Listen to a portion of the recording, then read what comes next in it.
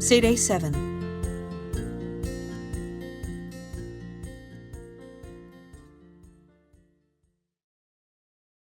Chapter 24. The week leading up to the ball passed in the best blur of Faith's life. Everyone said her organisational skills were top-notch amazing. She decided that every CEO should have hot sex with their best friend on a regular basis. Maybe if politicians had better sex lives, the country wouldn't be in such disarray. Having Monty at her side made even the most tedious jobs fun. She'd helped him pack up his house, leaving only the bare essentials for when his family stayed on the weekend. Much of their conversation centred on Clancy's breakaway. Although not usually one to get excited by shopping or interior decorating, Faith couldn't wait to help Monty choose furniture for what he was now calling our house. With Simone and Ruby busy at their day jobs, Monty helped with many of the last-minute tasks. He scrubbed the memorial hall from top to bottom, even volunteering to clean the toilets, which didn't look like that had a good going over in years. In that buzz of newfound love, they barely spared a moment's thought to anyone else. Faith spent every night at Monty's place, lying content in his arms, but snuck off first thing every morning to milk Daisy.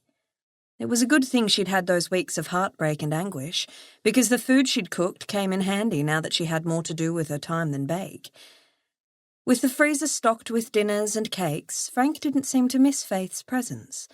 She'd resolved to talk to him after the ball was over, when she would tell him he'd need to find a new housekeeper or take a quick course on using the vacuum cleaner, because she was moving out.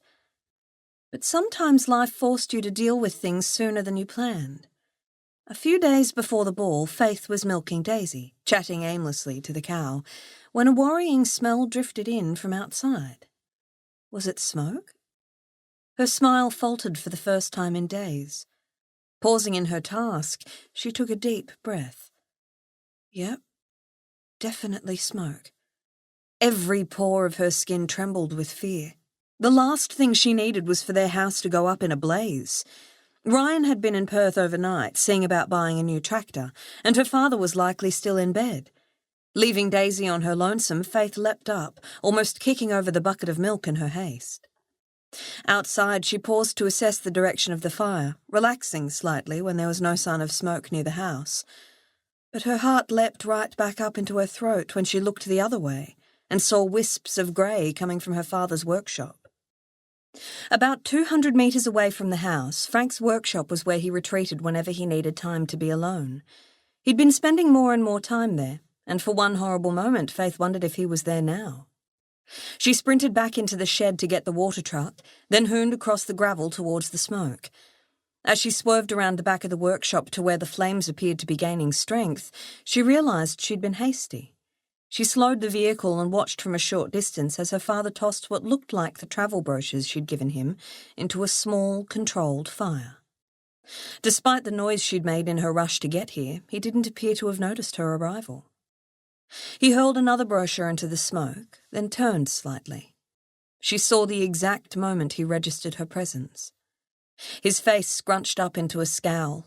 Then he turned away and tossed the remaining brochures into the flames, but not before she saw tears running down his cheeks. For the first time in a long while, her heart softened towards her father. Maybe Monty was right. Maybe something more than anger was at the root of his grouchy attitude. And maybe, just maybe, it had nothing to do with her. Oh, Dad. She laid her head briefly on the steering wheel. Frank Forrester was of the generation that believed men didn't cry, that people should simply deal with their own troubled emotions and move on. Should she get out of the truck and ask him if he needed to talk? Approaching him in this state might only alienate him more. She bit her lip, hesitating, but the thought of Monty and how they'd been avoiding their feelings for each other, living a lie until they confronted them, had her fingers on the door handle. As long as people ignored things like this, nothing could ever be fixed. Maybe this was fate's way of telling her she needed to make the first move. Maybe her father needed her help. This thought gave Faith the courage she needed to climb out of the truck. "Dad," she called as she headed across the patchy grass. His scowl grew. "What do you want?" Anger welled up inside her. What right did he have to treat her like this? But she forced it away, remembering a time when he rarely got angry. "To talk," she said softly. "I need to talk to you, Dad." He harumphed. "We don't all have time to stand around flapping our gums, Missy." "But you've got plenty of time to stand around burning travel brochures." She swallowed these words. No good had ever come from throwing sarcasm at anger. "How about I make you breakfast? A full truckie's delight." Although Frank had never been a truckie, he loved a good cooked breakfast. What man didn't? He'd have to be really angry to turn her down.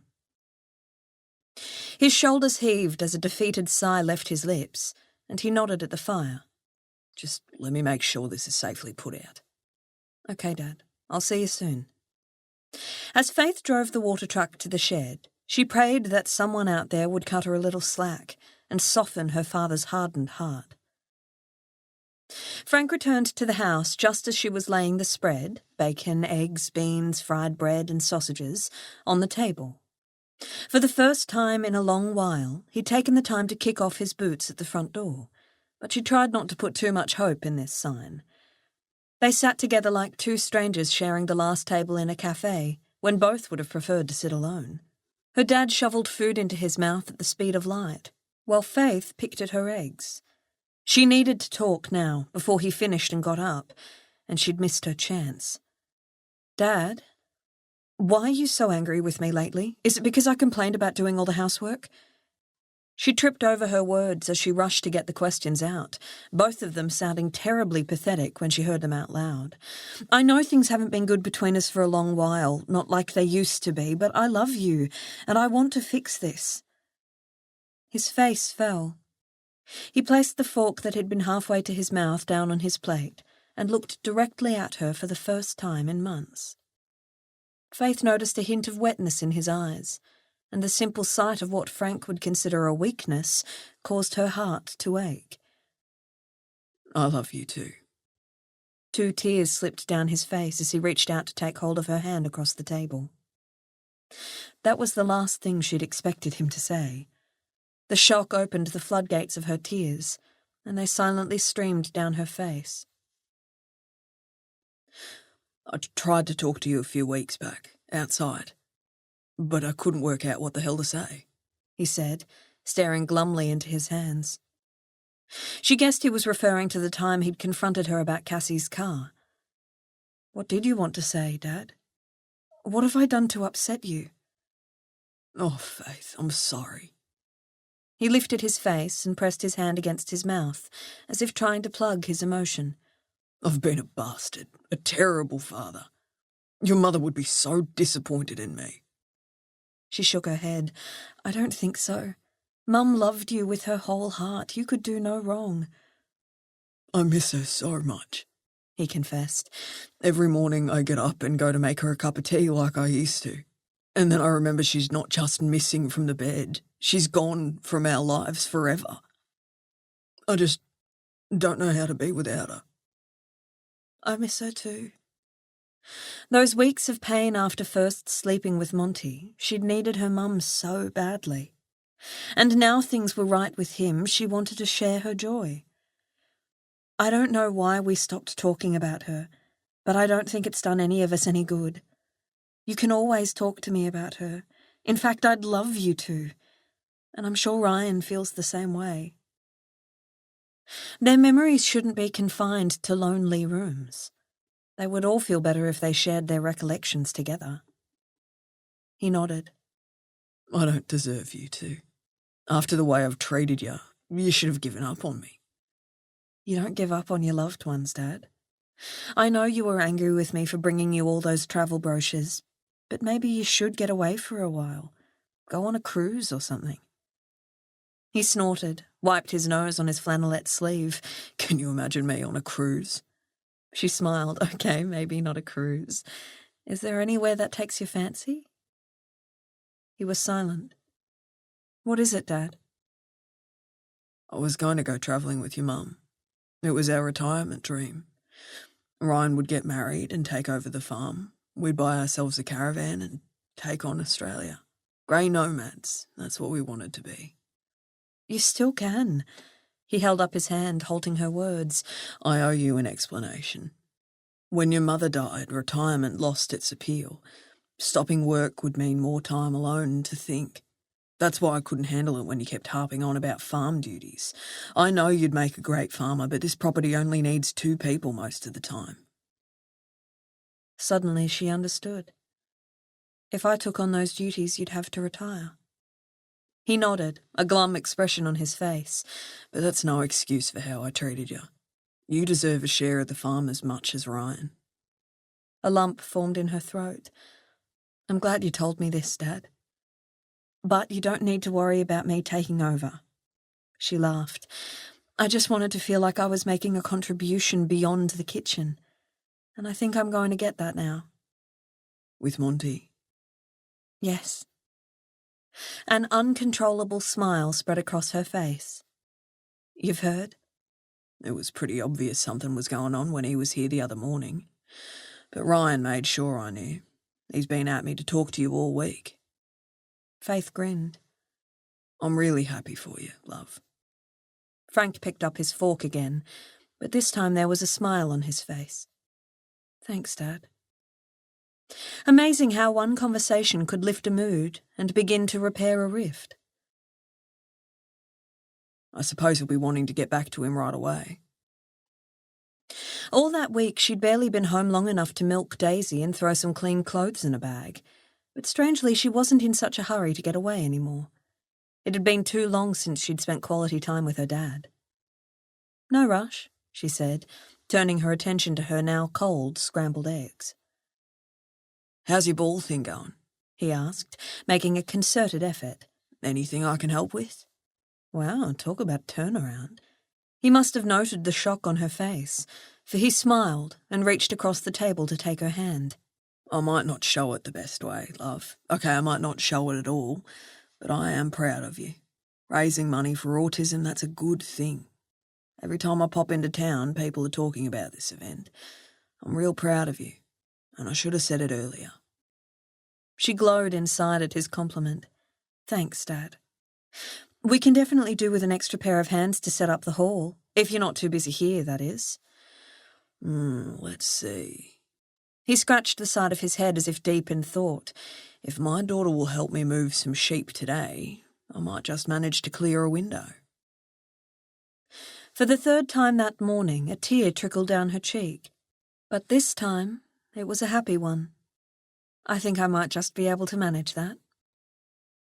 Despite having oodles of preparation still to do for Saturday night, Faith couldn't think of anything she'd like better.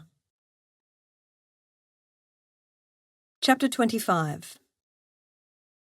The Friday before the ball dawned early.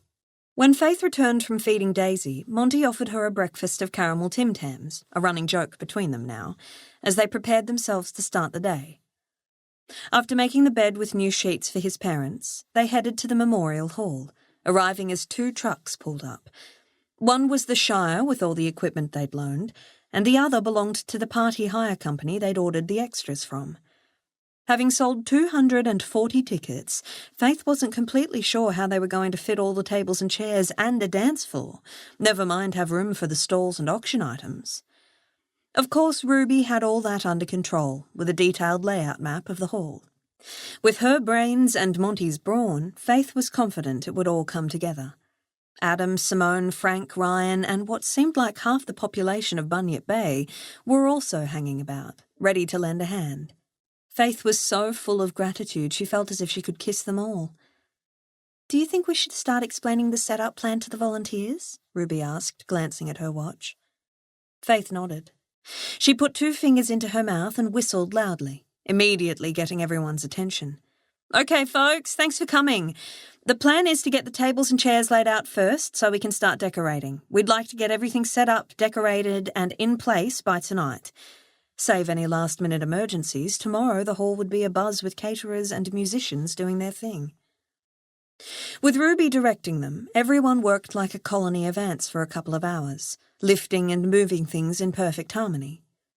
Way before schedule, the tables and chairs were arranged and the tents and mini marquees set up around the perimeter of the room for the local craft stalls and Jenny's New Age contributions. What had started out as a straight ball had morphed into a ball-come-fate type event, something only the country could get away with.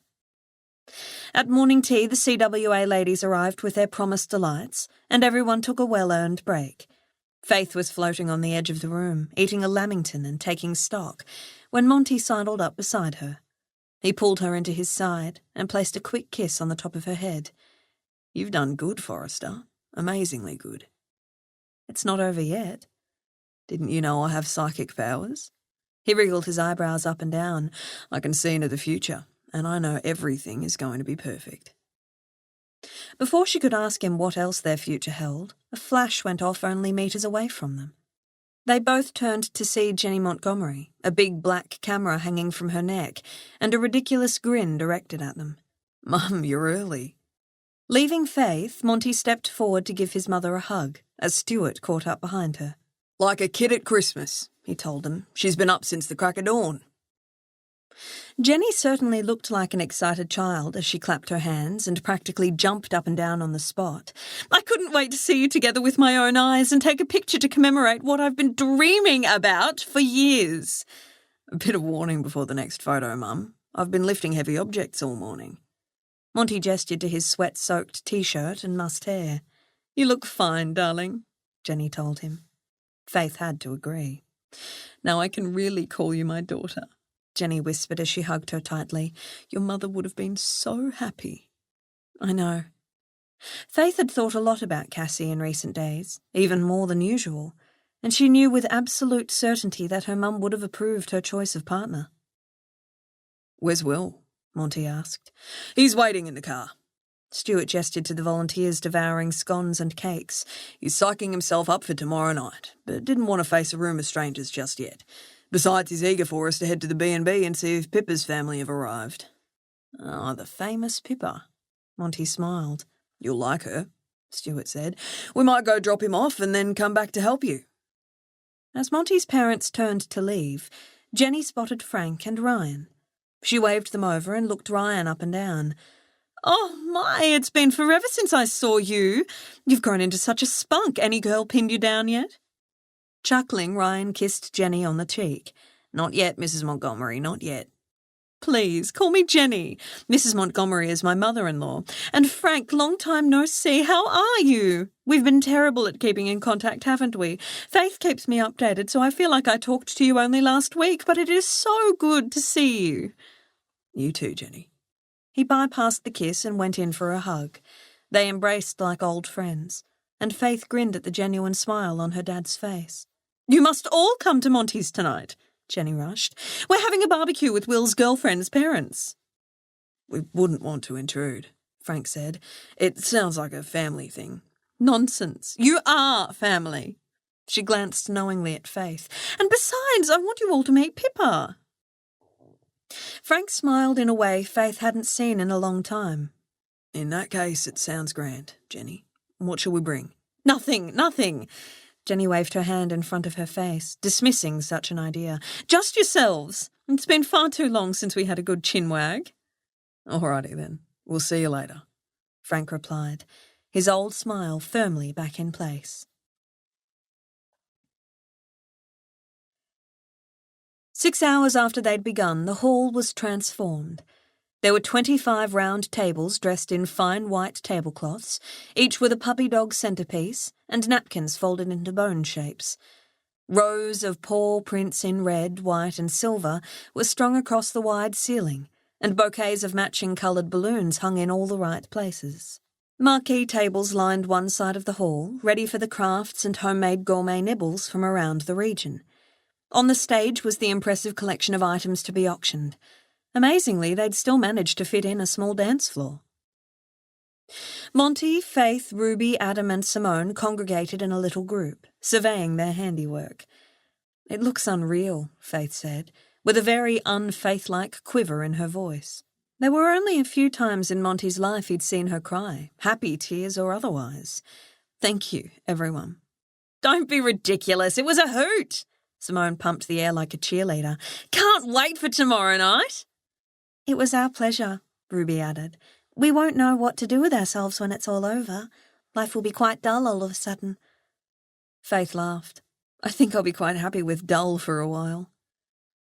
She took Monty's hand and squeezed it, and he knew life would never be dull with her. Everyone said goodbye after that, promising to be back early next morning for the final touches. Monty stayed close to Faith as she locked up the hall and counted 10 yawns in as many minutes. You know, if you're too tired for the barbecue, I'm sure Mum will understand. There will be plenty of time to catch up tomorrow night. We could go back to your house instead if you'd like. She raised her eyebrows at him, like I'll get much rest if you take me home. No, I'm fine. I want to hang with your family. And besides, I think it'll do Dad the world of good. She'd told him all about the talk she'd had with her father.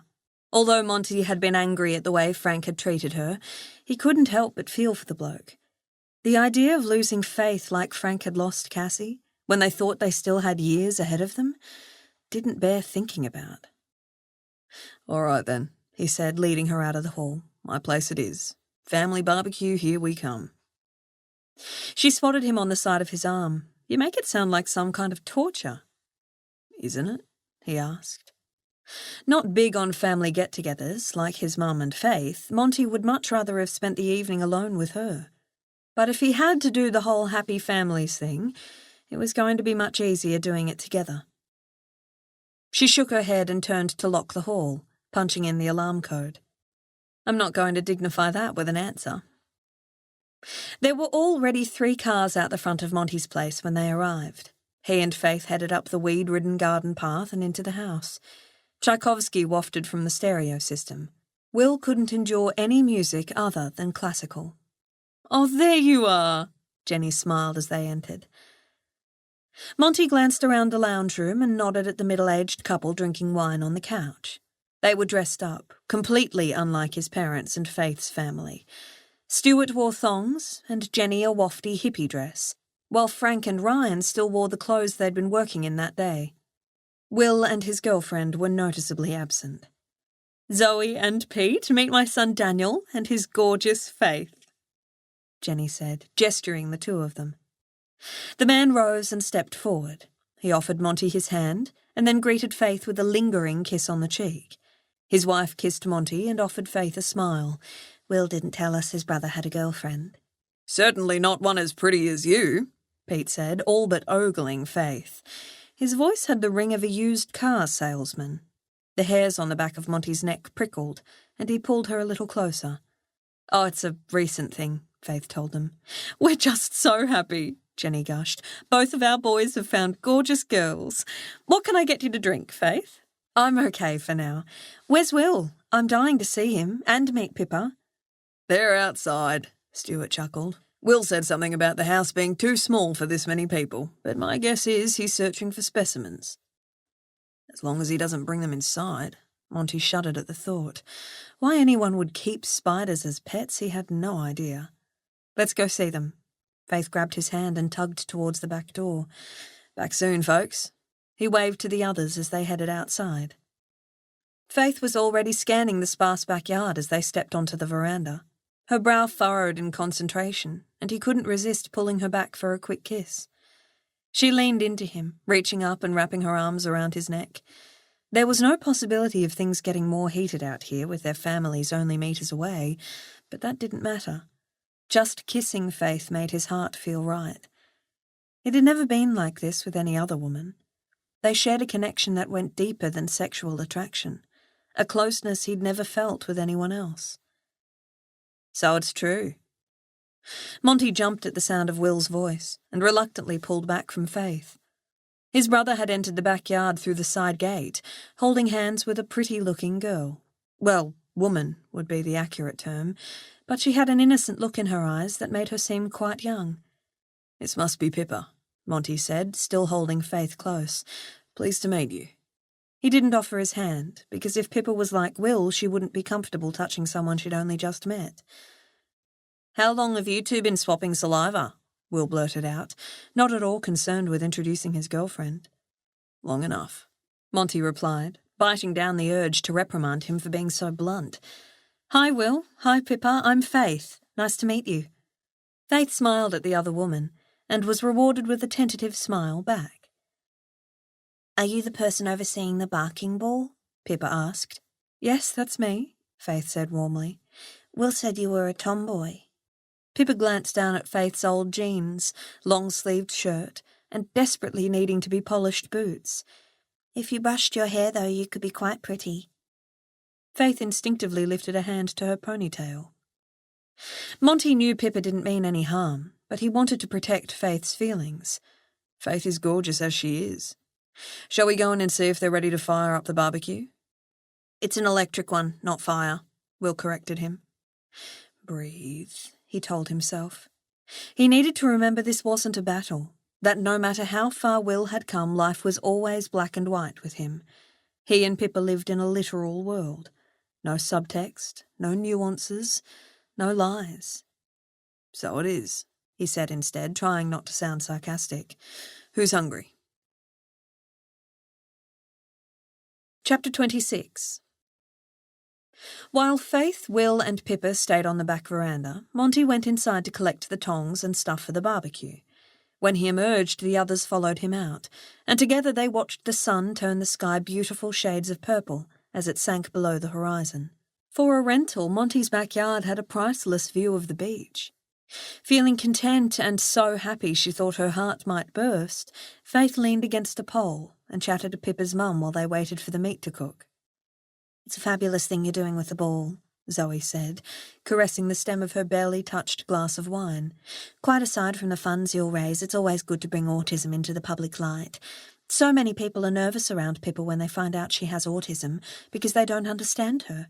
I guess you chose the charity because of Will? Faith nodded. We spent a lot of time together growing up, and I saw how difficult life was for him because people wouldn't accept his differences, wouldn't try to understand them. When I read about the dogs specially trained to help children on the spectrum, I couldn't help thinking how fabulous such a pet would have been for the Montgomerys. Zoe nodded. Yes, there was nothing like that available when Pippa was diagnosed either, but I'm not complaining. We did the best with the knowledge and resources we had. And I think she's grown into an amazing woman. We're very proud of her. So you should be. Faith followed Zoe's gaze to her daughter. She and Will had retreated to the garden again and were peering into the middle of a half-dead bush with a torch. Faith guessed there was some kind of insect there that Will wanted to study. Despite enjoying her conversation with Zoe, Faith's gaze kept drifting to Monty and the way he hovered over the barbecue, biceps flexing as he turned steaks and sausages until they were near charcoal. Arms had to be the sexiest part of the male body. Well, almost. Feeling a quiver low in her belly, she banished the thought and tried to concentrate on the conversation going on around her. Once the meat was ready, Jenny laid the salads onto Monty's faded blue plastic table, and everyone ate their fill. Faith, who usually loved a good barbecue, found the smell of the meat a little off-putting and decided to stick to salad. As there weren't enough chairs for everyone to sit at the table, she plonked herself down on the back steps with Monty and listened as people took turns asking him about Clancy's breakaway. She couldn't have asked for a more perfect evening, her family together again with Monty's. Glancing across at her dad, she smiled at the way his fingers wrapped around a stubby holder and the grin on his face as he listened eagerly to Monty's plans for the future.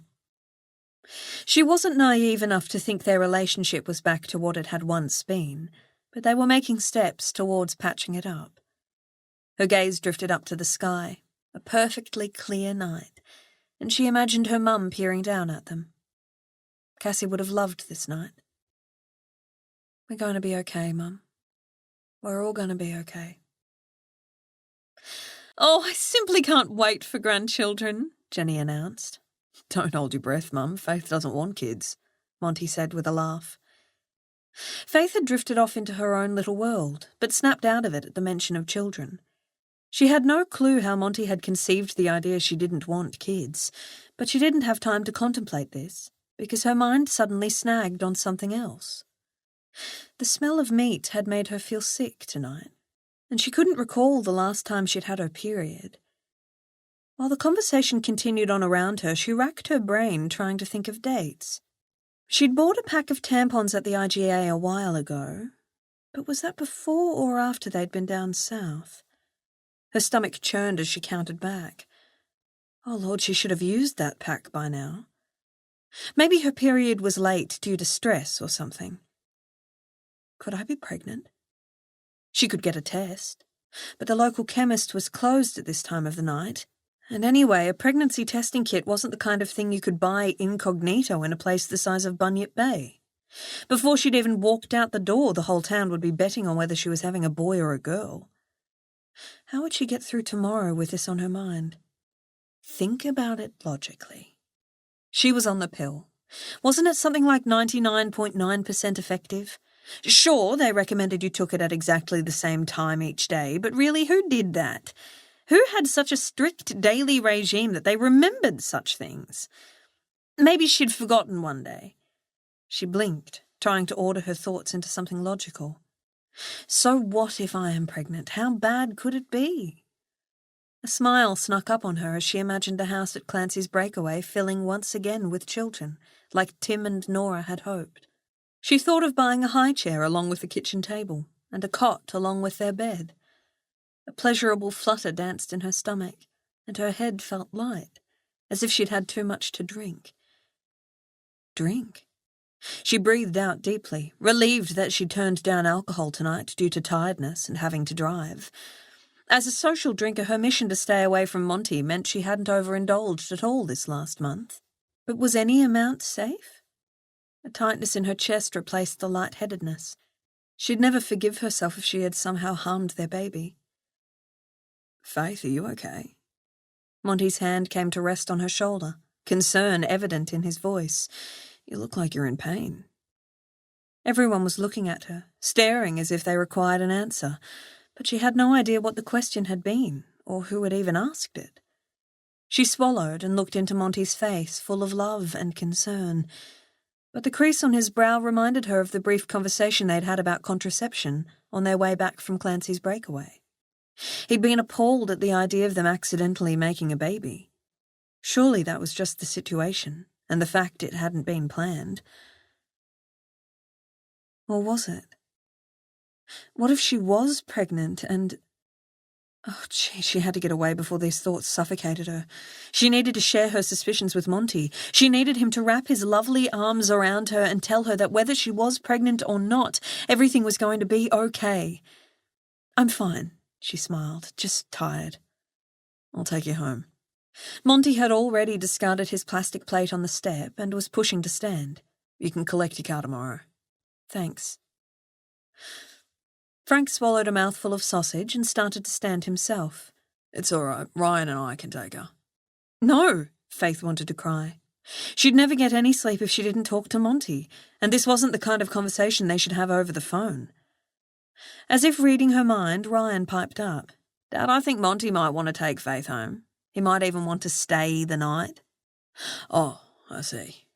Right. Frank nodded, blushing. Of course. You know, you're more than welcome to stay over whenever you like, Daniel. Thanks, Frank, Monty said, taking Faith's hand and helping her up. We'll see you all tomorrow. She tried to keep calm as she said her goodbyes, but all she could think about was the fact she might be carrying Monty's baby. With every second that passed, the idea grew more appealing, so that by the time they were alone in the confines of his ute, she couldn't wait to share her news. He clicked his seatbelt into place, turned the key in the ignition, and immediately placed his spare hand on her knee. It tingled, sending a rush of warmth all over her body. So, Forrester, are you really tired, or did you simply want to get me alone? Cocky, aren't you? She paused a moment. But 100% correct. There's something I need to tell you. Go on. Monty reversed out his drive and started down the street. As long as you don't say you want a pastel pink bedspread and lacy pillowcases, will be sweet. Something between a snort and a laugh slipped from her lips. Hell no. Then it was her turn to pause. This wasn't an easy thing to say. They'd been so consumed with joy at finally being together, and with the ball and the move, they hadn't even talked about a family. What is it, Faith? I think I might be pregnant. Monty swerved the vehicle as if dodging a kangaroo, except the road was clear in front of them. He didn't say a word. Placing a hand against her racing heart, Faith said, Maybe you should pull over. I guess this is a bit of a shock. Heeding her advice, he stopped in a gravel layaway at the side of the dark, empty road. They sat there, breathing in the silence. When you say might, what exactly do you mean? He asked after a few heartbeats. She took a breath. Well, when your mum mentioned grandchildren back there, I realised I haven't had my period in almost 2 months. I was due a couple of weeks after we went down south. But I thought you were on the pill. His tone put her on the defensive. I am, but it's not 100% fail-safe, you know. Okay. He spoke slowly, as if he were trying to work out how to deal with a major problem. Look, I don't know for sure, but it wouldn't be the end of the world, would it? We might not have planned having kids this soon, but we're both almost 30 years old. We're healthy, secure, in love. I thought you didn't want children. She blinked. I don't know where you got that idea from. I love kids. I wouldn't coach the netball team if I didn't. But when we were kids, you said babies bored you, that you couldn't see the point of them. Faith burst out laughing. He had the best memory of anyone she knew, but I was 10 years old? 12? I was hardly thinking seriously about motherhood. It was probably more like babies scared me. But no, I want children as much as the next person. She swallowed. And I want to have them with you. She waited for Monty to laugh as well, to say something reassuring like, yes, he loved her too, and that was exactly what he wanted. That this was simply a shock, or rather a surprise. A surprise was a much sweeter way of looking at it. But he remained deafeningly silent. She scratched an itchy spot on her hand, played with the collar of her jumper, and tensed as her heart began to pound. His silence spoke volumes.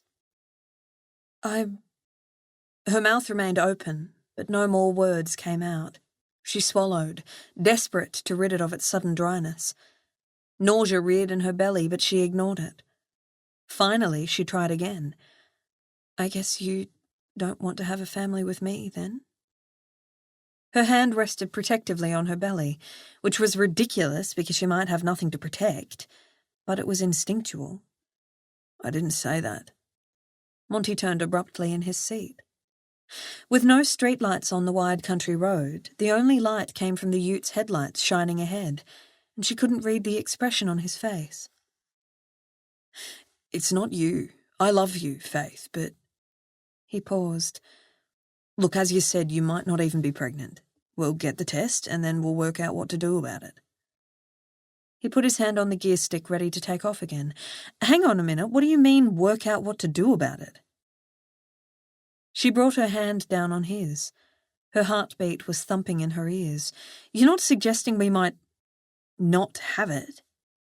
I didn't say that. You didn't have to. She tried to slow her breathing. Don't you want to have children? There was another long pause. I'm sorry, Faith, but I'm not sure. He may as well have shot her point blank between the eyes. Are you serious? Why? It didn't make sense. He was so warm and fun and full of life. He'd grown up in a loving family, and it seemed only natural that one day he'd have his own. Oh my God. She bit her bottom lip, suddenly recalling the conversation she'd overheard him having with Ruby in the restaurant. It's because of Will, isn't it? This was not a conversation Monty wanted to be having in the dark at the side of the road. He didn't really want to have it at all. Somehow, blinded by his feelings, he'd ignored the fact that most people saw children as an inevitable part of any normal relationship. How could he have been so stupid? Faith had professed her desire for a boyfriend, a husband, numerous times over the last year. Of course she'd want a family as well. At the thought of telling her his innermost fear, his chest burned, as if he were experiencing the worst kind of heartburn. But she'd looked straight into his eyes and asked him outright. She deserved the truth. Yes, I suppose. He let out a drawn-out breath, swallowed. He wished he could feel differently about his life, but he knew some things were impossible to change. Talk to me, Monty, this is huge. There was an edge to her voice, and he imagined it a mixture of anger, disappointment and sadness. Here? Now? I don't think there's any perfect place for this type of conversation, do you? He switched off the engine. I know you love Will, and I love him too, but you have no idea what it was like growing up with him. He came first in every single decision Mum and Dad ever made. What we ate for dinner, where we went on holiday, the type of music I was allowed to play in the house. He'd have a meltdown if things didn't go his way, and there was never anyone to be with me because they had to look after him.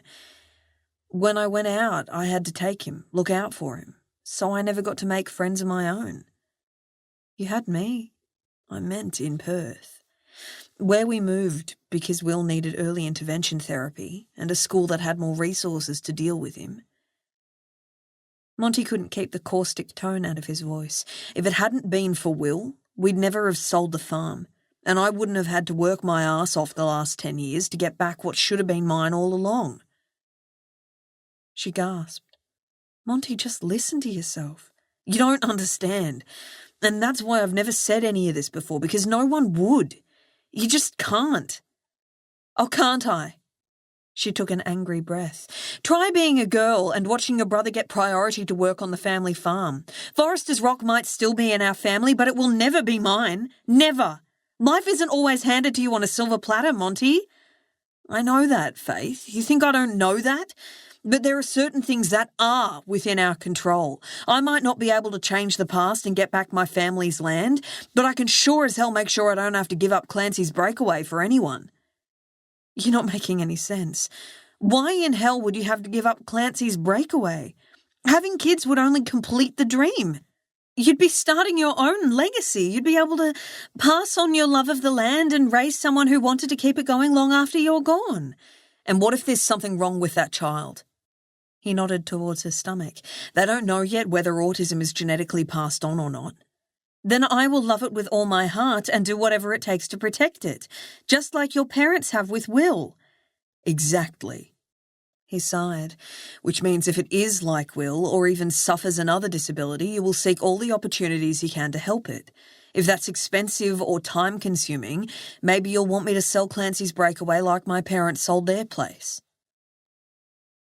Although it hurt, and probably always would, Monty admired the way his parents had sacrificed so much for Will.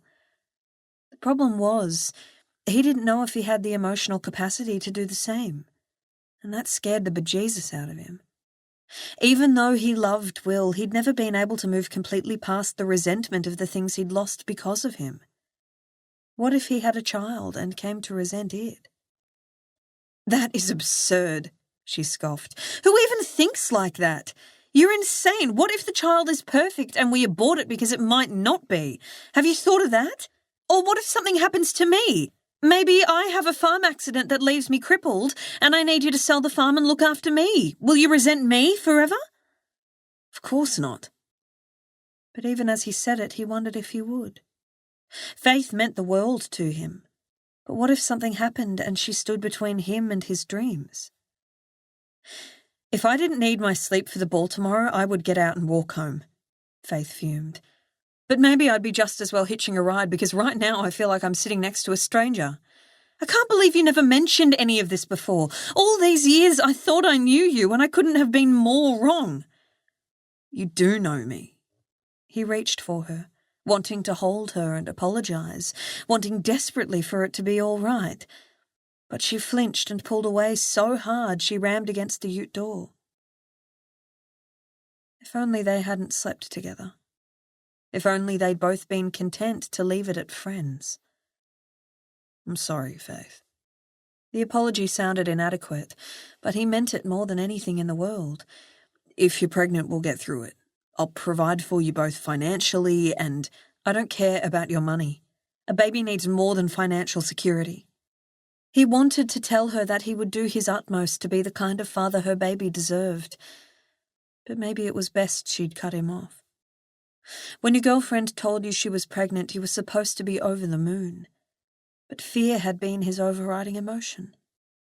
Whatever way he said it, he'd already told her the damning truth, and he couldn't take that back, no matter how much he wanted to, or how much he wished it weren't true. He couldn't change something that was such an innate part of him any more than he could change the past. Starting the ute again, Monty swung back onto the road. The silence rang out until he could bear it no longer. Do you still want me to be your date tomorrow night? Not really, she answered bluntly. Right now I can barely stand to look at you, but I don't want to ruin everyone else's night.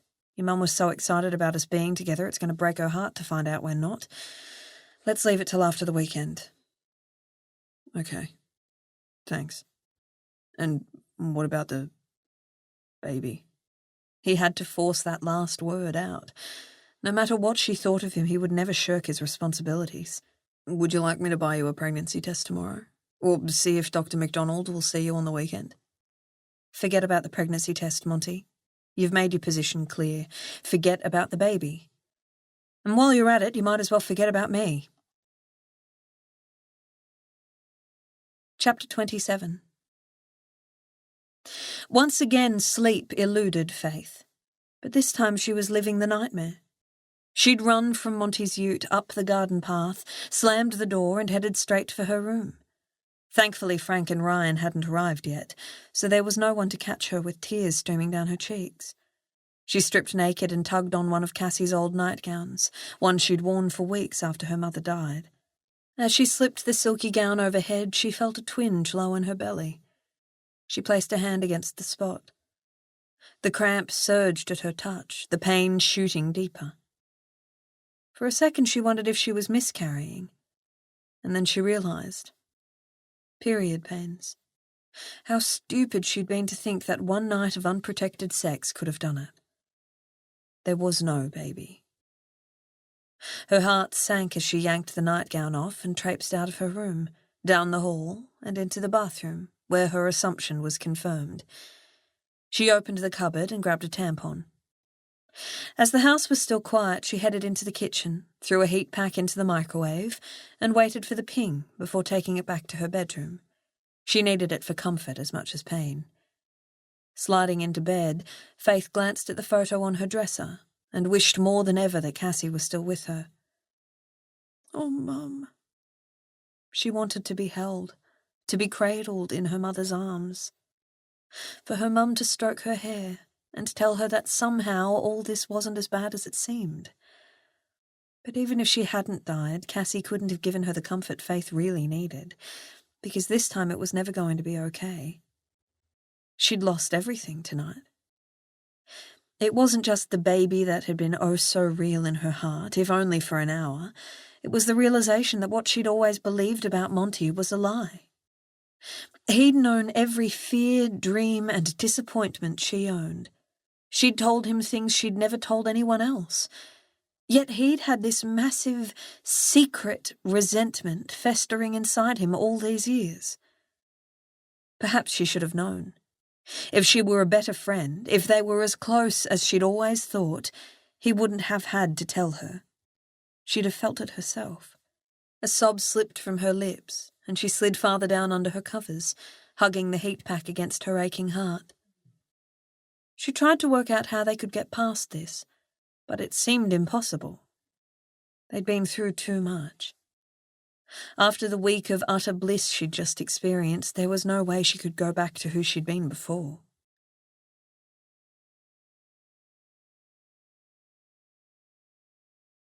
Unsure whether or not he'd be welcome, Monty arrived early at the memorial hall the next morning.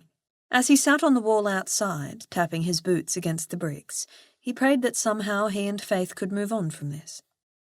He might not be able to offer her what she wanted, needed, but he couldn't bear the thought of losing her.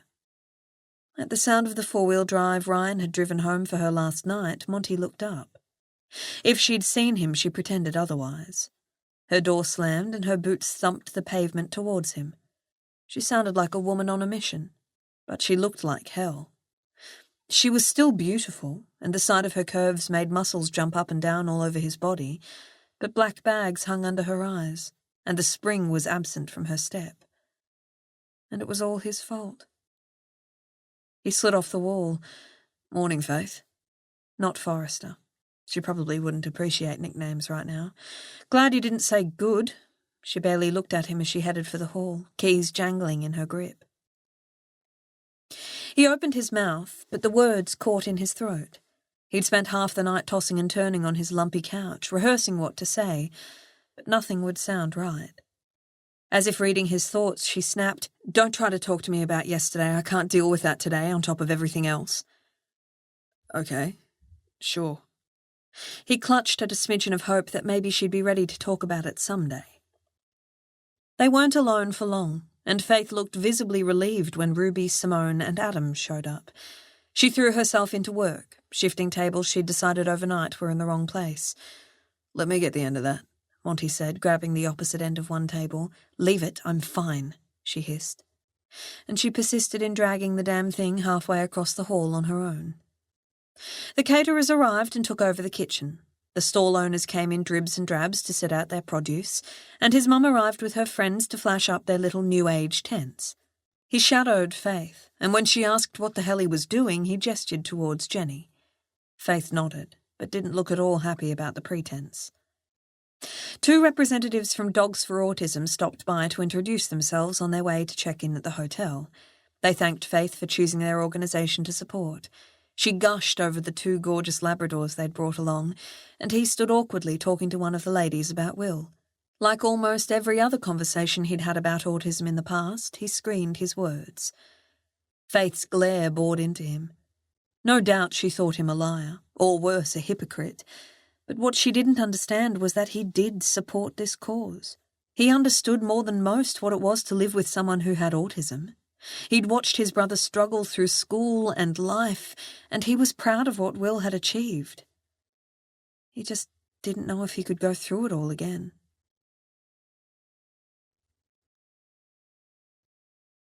Faith had quite forgotten about the complication of Katerina Lamborusco-Cunningham until she felt Monty take her hand.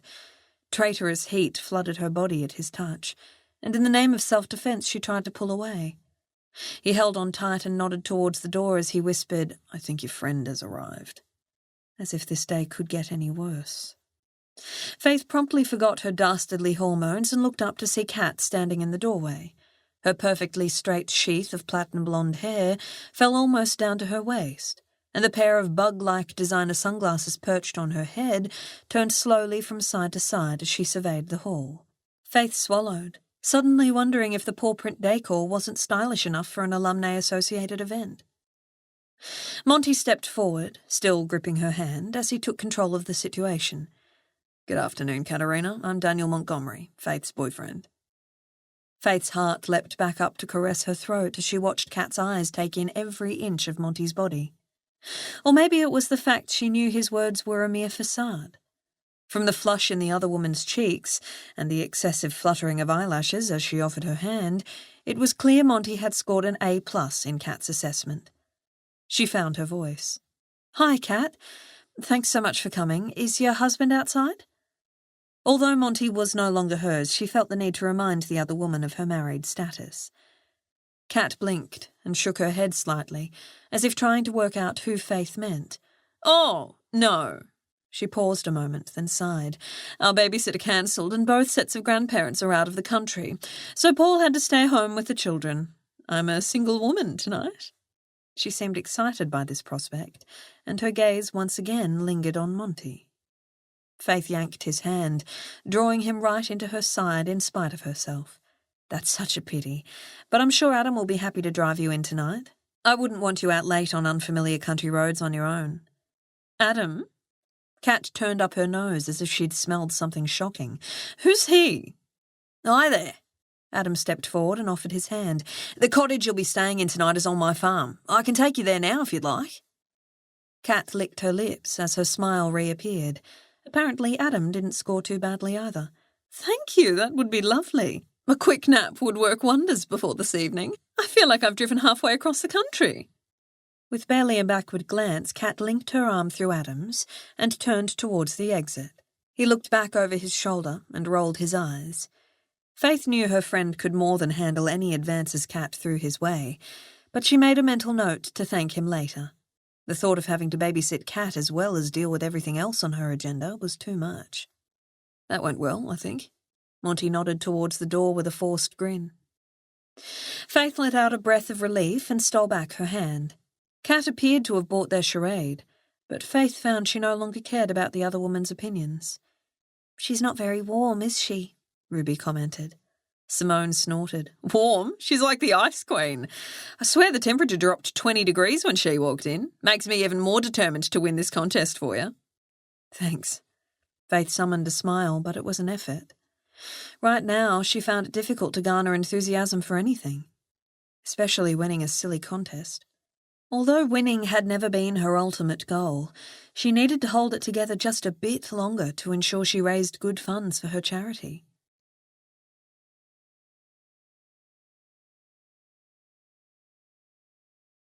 After a tense morning, Monty arrived home to find his dad watching the Dockers playing the Sydney Swans on TV. His mum and 3 of her hippie friends were relaxing on the back porch, sipping homemade mocktails. Everything appeared so normal, yet nothing felt right. He offered a quick hello, but made sure not to linger. The last thing he wanted to do was get involved in a discussion about numerology or crystals or something equally ridiculous. His mum hadn't always been this new age in her approach to living. Both he and Will had been immunised as babies and made to wear shoes outside, and although she'd made sure her children ate healthily, Jenny had never obsessed over what went into their mouths. Not until Will was diagnosed with autism. Then everything had changed. Looking back, his parents, Jenny particularly, had been desperate to find something to blame for their seemingly bright baby turning into a toddler who couldn't communicate on the most basic of levels. Jenny strongly believed in the link between immunisation and autism. After Will's diagnosis, neither he nor Monty was ever immunised again. And she was very vocal about the risks when telling anyone who would listen. Dad hadn't been convinced. He'd ensured Will received all the traditional and scientific treatments as well, but Jenny had focused on alternative therapies, especially aromatherapy and diet changes. She found herself fascinated by the benefits of oils, and through this met a number of unusual people. Hence her subsequent involvement in tea leaf reading, numerology, astrology, palmistry. You name it, Jenny had tried it, and made friends through it. Although it was Will who'd indirectly led their mother into these activities, she now did them for her own sanity. She was constantly welcoming people into her house to partake in whatever her latest enthusiasm happened to be. Utterly selfless, she didn't believe in asking for money, but her clients always paid in kind. Some baked organic goodies, some brought plants for her garden, and others would give her a massage in exchange for a reading. Sometimes her beliefs infuriated Monty, but he couldn't begrudge his mother something that made her happy. Everyone needed that. That thought led to Faith and Clancy's breakaway. He'd never have imagined the 2 things that brought him happiness would be mutually exclusive. They shouldn't be. With only days until the farm was officially his, he'd finally allowed himself the occasional daydream about owning it. Although Faith featured heavily in his fantasies, he'd never once contemplated children. He grabbed a beer from the fridge and leaned back against the counter. As he popped the top and took a pull, he closed his eyes and tried to picture a baby in the house, a little boy or girl, with a mix of his and Faith's features. At the very thought, a sickening sweat flushed over his body, and he took another desperate pull of his beer. "Have you got another one of those?" Lost in a near panic attack, Monty hadn't heard his dad enter the room. He opened his eyes and nodded towards the fridge. "Sure, help yourself." Stuart grabbed a bottle of Carlton Dry and looked back to Monty as he cracked it open. "Cheers." "Yeah, cheers." Monty couldn't think of anything to celebrate, but he didn't need encouragement to drink more beer. "Where's Will?" "Down on the jetty with Pippa, doing whatever it is lovebirds do down there. Showing her the sights, I think." Stuart took another sip and said, "Thought you'd be whiling away the arvo with Faith. Really good to hear you 2 finally got it together." Monty swallowed, his chest tightening as that panic feeling returned with a vengeance. He knew he should tell his dad the truth, but the truth hurt. "She's getting dressed with the girls," he said instead. This fact still amazed him. Faith had always been one of the boys and shirked attending any girly get-togethers. It appeared their relationship wasn't the only thing that had changed. "I'm meeting them at the hall later," he said. Silence lingered for a few moments before Stuart spoke again. I'm also chuffed about this farm of yours, son. Sorry we haven't had a chance to talk much about it yet. Monty shrugged. No worries. Tell me about it now. Stuart gestured towards the lounge room. Monty followed his dad to the couch. He rarely allowed himself to think back to the days on their farm. It was too depressing to contemplate what could have been. But Stuart had been a very good farmer, and Monty had often worked alongside him on weekends and after school. Stuart turned off the television and settled back into his seat, while Monty told him all about the trip down south to Clancy's breakaway. Everything farm-related, that is. No need to explain how that had been the place he and Faith crossed a line they could never uncross. Perhaps I'm a fool, thinking I can take this on when I've only ever worked with sheep and crops, he said glumly. He'd tried to avoid worrying, reasoning that with his willpower, everything he'd read, and his experience in other areas of farming, he'd be okay. But he couldn't entirely quell the fear. If he failed at this, then what? Ever since they'd moved away, getting his own farm had been his dream. He didn't have any others. Don't be ridiculous. You can do anything you put your mind to, son. His father turned slightly and patted Monty on the back. I'm so proud of how hard you've worked to achieve this, and I'm sorry we weren't able to assist with financing it. We never managed to save much after moving to Perth. It's okay, Monty said. He'd never asked them for help, financial or otherwise. He was proud of what he'd achieved all on his own, and grateful for his father's approval. There was something special about knowing you'd got what you had through hard work, not simply because you were born to it. For the next hour, Monty picked Stuart's brain in much the same way he'd picked Tim's via email these last few weeks. Although Stuart had only ever farmed sheep, he had some snippets of gold to share, and Monty was glad of the time alone with his dad. Times like this had been few and far between over the years. So involved were they in this easy conversation, Monty started when Jenny wandered in and announced that her friends had returned to the hotel. I'm off to find Will and Pippa, she said. We need to start getting ready. Monty looked at his watch, then leapt off the couch. Geez, I'm supposed to be at the hall in half an hour. His mum laughed. Lucky you don't take long to put yourself together then. She was right. Monty usually had showering and dressing down to a fine art, but tonight he was supposed to wear a suit. And that was a whole other story. He didn't want to let Faith down any more than he already had.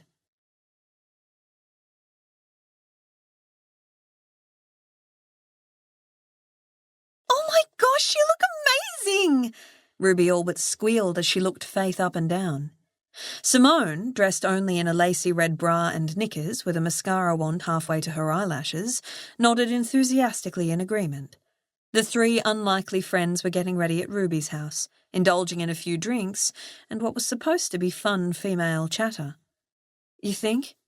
She gazed at her reflection in Ruby's full-length mirror, a sceptical expression on her face.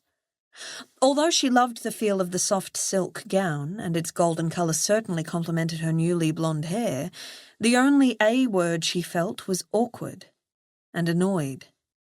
Angry was also a good one. Why wouldn't Monty just leave her head?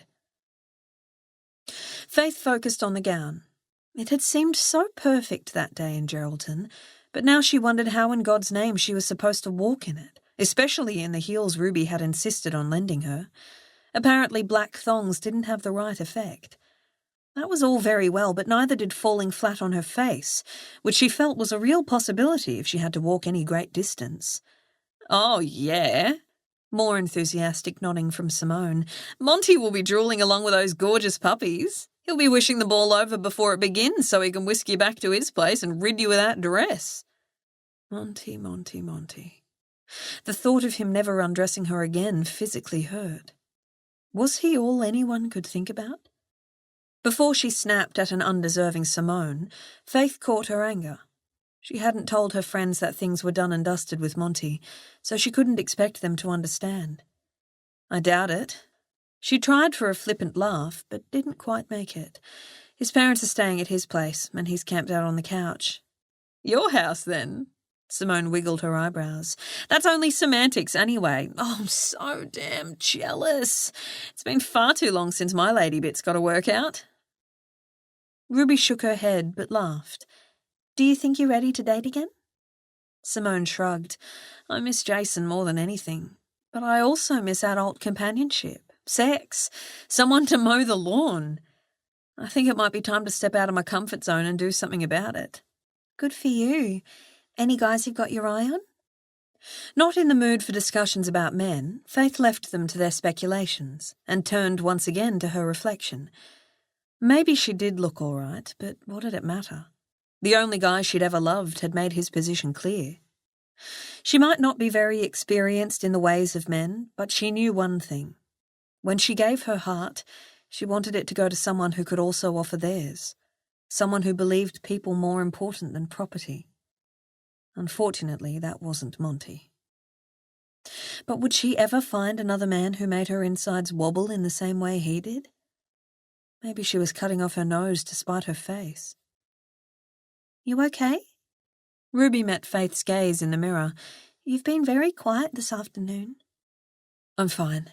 She swallowed the lump that had formed in her throat, just running over everything in my head and making sure there's nothing we've forgotten. With so many people coming tonight, I don't want to let anyone down. We've ordered plenty of grog, and that's all the country crowd needs to be happy, Simone declared, taking another sip of champagne as if to emphasise her point. Faith worried that Simone was planning on letting loose a little too much tonight, but pushed that thought aside. Simone was old enough to look after herself, and Faith needed to concentrate on keeping her own emotions together. Not everyone will be drinking, she reminded them. Simone took yet another swig and shrugged. It'll be fine. You stress too much. Seriously, it's going to be great, Ruby added, glancing at her watch. But we should be off soon if we want to arrive before the guests. Eek, I still have to put on my gown. Simone downed the rest of her champagne and shoved the lid back on the mascara. Well, hurry then. Leaving Simone to pull her dress over her sexy underwear, Ruby ushered Faith into the lounge room to wait. It was almost 5 o'clock in the afternoon. The ball was due to kick off at 7, and the band would play till midnight. After months of planning, Faith couldn't wait for it to be over.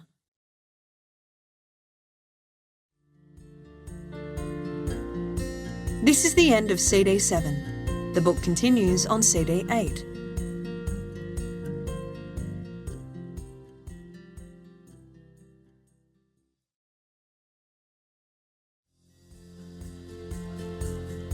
CD 8.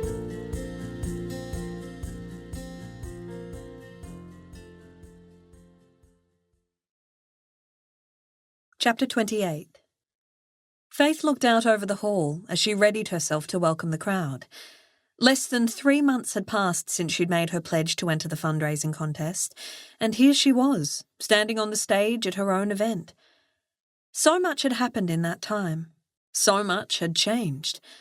She should have been proud of what lay before her, the beautifully decorated tables, the happy faces of people enjoying their first drinks of the night.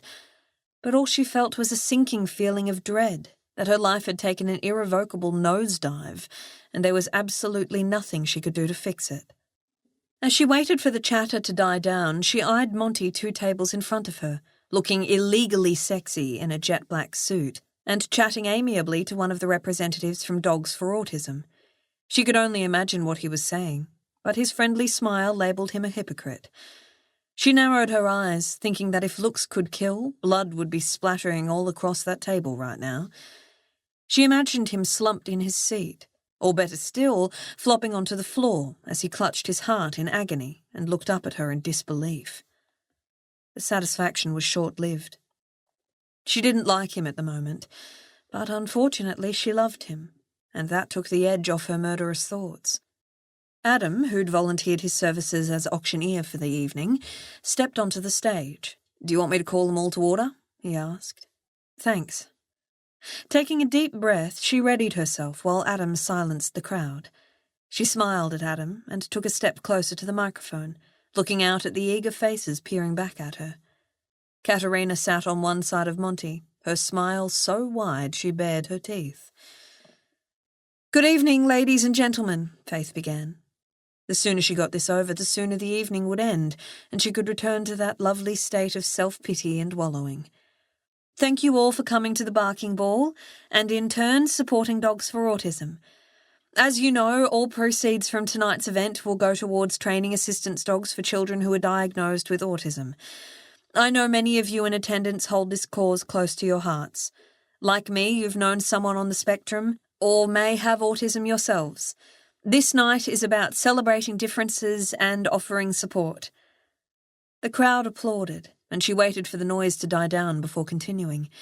Tonight, we are lucky to have with us 2 dogs who have recently finished their training. In just a moment, I'm going to invite Jackie and Michelle from Dogs for Autism to bring Buster and Goldie up onto the stage for a little demonstration. They'll also explain more about what your donations will be going towards. Following that, our delicious entree will be served. She took a quick breath. Between entree and mains, Adam Burton will be your auctioneer. The items to be auctioned are behind me on the stage tonight, and there are booklets on your table detailing each of them. My thanks go out to the sponsors who have generously donated for this event. Please check out the list at the back of the booklet. If anyone has any questions, my fabulous committee will be happy to answer them. Just look for the girls wearing dog collars like mine. Faith gestured to the sparkly pink diamante-studded collar that was wrapped around her neck.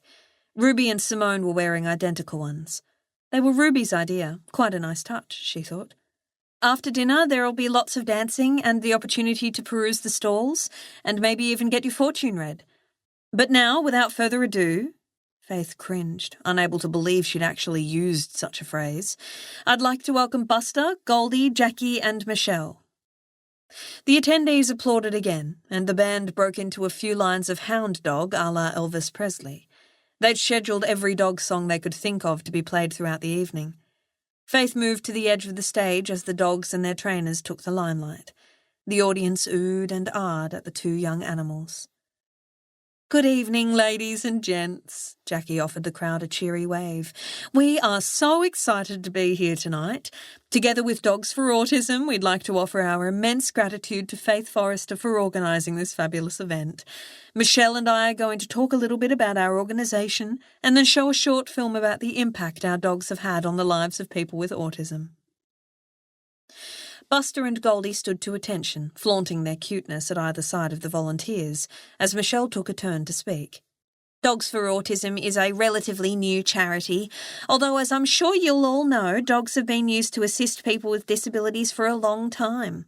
In the US, an organisation called Four Paws for Ability has been pairing assistance dogs with people on the autism spectrum for quite some time now, with astounding success. Unfortunately, what we do isn't cheap. Each dog costs close to $30,000 to raise and train. Michelle patted Goldie on the head. But when you see the results in the lives of our young clients, I think you'll agree that it's money well spent. Once ready, the pups are placed with the child at no cost to the family, and it is fundraising efforts such as this one that make this possible. Jackie stepped up to the microphone again. A dog for a child with autism is in essence a companion and a protector. These children often find it difficult to make emotional connections with other people, but they seem to be able to form close bonds with their dogs. Parents whose children have received our pups have reported improvements in all areas of their children's lives, and we continue to discover new ways in which dogs can enhance the lives of children with autism and their families. We could go on, but we have a short film that can show you much better than we could. Following the film will be available throughout the night to answer any questions. Come up and say hello and meet Goldie and Buster in person. Thanks again, everyone. The lights dimmed and the big screen came alive. Over the next 10 minutes, the audience learnt exactly how these special dogs were used to benefit people with autism. Despite her interest, Faith found her gaze drifting time and time again to Monty. He was staring at the screen, but the expression on his face was unreadable. Was he thinking about how a dog like this might have helped his family? Or was he so resentful he'd simply have seen this as another way that Will had got something he hadn't? She realised her whole body was tight with anger. Why couldn't he just get over the past and look to the future? Why couldn't he see Will for the person he was, instead of for the few negative effects his condition had had on Monty's life? When the film ended, the hall immediately buzzed with excited chatter. Faith smiled as Jackie and Michelle led the 2 dogs off stage. She forced a smile back onto her face and spread her arms wide at the crowd. Now, wasn't that just amazing? The audience responded with whoops, cheers, and even a wolf whistle. Her anger momentarily forgotten, Faith felt the blood pumping through her veins in excitement. It was so good to see others inspired and enthusiastic. As Jackie said, she and Michelle will be available throughout the evening. She signalled the band, and within seconds music flooded the hall once again, this time Mate by Lee Kernaghan. Faith trekked over to thank the Dogs for Autism crew. Thanks, guys. I know people will be happier donating when they know their money is going to such a fabulous cause. You're so welcome, Jackie said. We're just so appreciative that you chose us for your fundraiser, added Michelle. They took the dogs outside for a pit stop, and Faith made her way slowly back to her table. She chatted to guests along the way, dawdling and more than happy to make small talk if it delayed her return to Monty. In keeping with their act, he'd been the perfect boyfriend, holding her hand, complimenting her on her dress, making sure Katerina heard each and every flattering word. But his perfection was killing her. How she was going to sit through dinner, smile, laugh, and make conversation, she had no idea. Not that she wanted an emergency, but she wouldn't have minded a small mishap to call her away from the socialising. A blocked toilet or a mix-up with someone's dinner would do the trick. Hey, beautiful. Monty stood and pulled out her chair as she approached the table. Everything's going splendidly. And have I mentioned how breathtaking you look tonight? You're laying it on a bit thick. But of course she only thought this, smiling sweetly at him and the other guests at her table. Yes, the event is fabulous, Kat agreed, fingering a very expensive pendant that fell at her impressive cleavage. She leaned into Faith and, under her breath, so that no one else could hear, added, Of course you'll have to raise a lot to make much of a difference. Those dogs come a bit pricey, if you ask me. Faith clenched her teeth. She took a deep breath and glanced around for someone else to make conversation with. Her table consisted of her and Monty, the charity representatives, Kat, the handsome new cop, Drew Noble, in the seat that was meant for Kat's absent husband, and two other local farming couples. Not that they looked like farmers tonight. For people who spent most of their lives in dirty boots, torn jeans and chambray shirts, the Bunyip Bay locals scrubbed up well when they put their minds to it. You look amazing, Julie, Faith told one of the women. Where did you get that dress? Who would have thought conversations about fashion would ever be preferable to talking to Monty? The impressive entrees of local seafood arrived, and Faith lifted her fork, savouring the creamy sauce and welcoming the task of eating. Kat appeared to have forgotten about poking holes in her fundraising efforts and was attempting to work her charms on Drew Noble. Faith didn't have the energy to feel sorry for him, and once she'd emptied her plate, she made her excuses. I'm sorry, everyone, I've got to make sure Adam's got everything he needs for the auction. Adam sat at a nearby table with Simone, Ruby, and Ryan. Monty pushed back his chair to follow. What are you doing? She hissed as he fell into step behind her. Helping you, he replied. I'm a doting boyfriend, remember? She snorted, unable to hold back.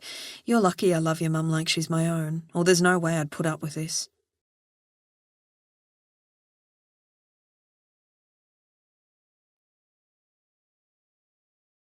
Monty stood at the side of the hall, taking a breather while he surveyed Faith's handiwork. No one did fundraising better than country folks, but she'd exceeded expectations. Adam's auction had been an outstanding success, and the stalls were so busy that most of them had almost sold out of their wares. Everywhere he looked, happy faces greeted him, and the laughter in the hall gave the band a run for its money. A sense of friendship and community filled the air. If it weren't for the tension between him and Faith, he'd have been in his element. It wasn't just the farming that appealed to him about country life. It was also the small-town togetherness. He liked that he knew almost everyone by name, and that when people said, "How are you?" in the street, they actually meant it. "Hello, my darling," Jenny sidled up to Monty and wrapped an arm around his waist. "I'm having the best time. I've done 10 essence readings already. Thought I'd take a quick break. I must say you look very handsome tonight." He laughed and glanced down at his outfit. In the end, wearing a suit was the least of his worries. No matter how good he looked, Faith couldn't, or rather wouldn't, look him in the eye. He couldn't blame her, but that didn't stop him feeling like shit. Both my boys do. Monty turned slightly to see Will approaching with their dad and Pippa. He almost did a double take at Will clasping his girlfriend's hand. "Faith has done a good job tonight," Will said. "You are lucky to have her, and I am lucky to have Pippa. Monty felt as if he'd swallowed a live scorpion, but Pippa simply smiled sweetly. I would like to bring Pippa to see your new farm one day. Pippa nodded. Yes, Will has told me all about it. He's so proud of you. Monty didn't know what to say. The scorpion took a chunk out of his gut. Finally, he found his voice. That would be great. You're both welcome any time. Oh, look, the dancing started. Visibly excited, Jenny grabbed Stuart's hand. As she led her husband onto the dance floor, she called to Monty, I expect to see you and Faith out there too. Monty gave a quick nod and a smile, but hung back, merely watching as the crowds dispersed from the tables and stalls and began heading for the dance floor. His brother and Pippa were lingering, and he couldn't think of anything to say. Are you going to dance? He asked eventually. Once upon a time he'd never have asked such a question, but Will had been full of surprises this weekend. Pippa giggled and shook her head. There is no point to dancing, Will said, and being so close to so many people is an opportunity for the spread of germs. Of course. Monty nodded, somehow comforted by Will's explanation. At least the whole world hadn't gone totally topsy-turvy. I'm thirsty, Pippa announced. Me too. We're going to get a drink, Will told Monty. Then they headed through the tables towards the bar. Happy to be alone, Monty leaned back against the wall and watched. The band played another dog song, and the revellers looked to be having the time of their lives. Lack of space meant everyone was up close and personal. He hoped Jenny maybe wouldn't notice if he and Faith gave it a miss. But when he glanced across the room and saw Faith alone for the first time that evening, staring out onto the dance floor with the most miserable expression on her face, his chest ached. Unable to bear the thought that he was responsible, he crossed the room before he could think better of it. Let's dance, he said as he arrived in front of her. She shot him a perfected glare. People will expect it. But the truth was, he wanted to hold her, to feel her curves pressed against him and her wavy hair swishing against his arm. His departure loomed ahead like a nasty storm, and he realized this might be his last chance. She sighed as if contemplating the zillion other things she'd rather do with her time. Clean the toilet, swallow cod liver oil. But miraculously she stepped towards him and offered her hand. He took it gladly, feeling her warmth seep into his, and knowing that when he was gone he would miss her more than anything in the world. Sod's Law had it that they'd barely stepped onto the dance floor when the hip-hop music turned slow, romantic. Panic flashed across Faith's face, but she allowed him to draw her close. He slipped his arms around her waist, and her fingers brushed the skin at the back of his neck as she wrapped her arms around him.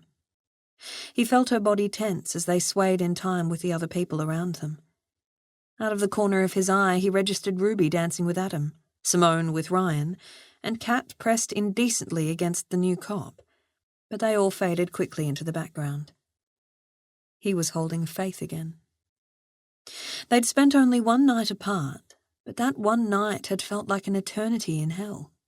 He'd missed her more than he'd miss a limb. Was he insane, letting his hang-ups about Will and parenthood come between them?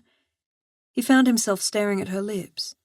The thought of never kissing them again hurt worse than someone telling him he had only a few days to live.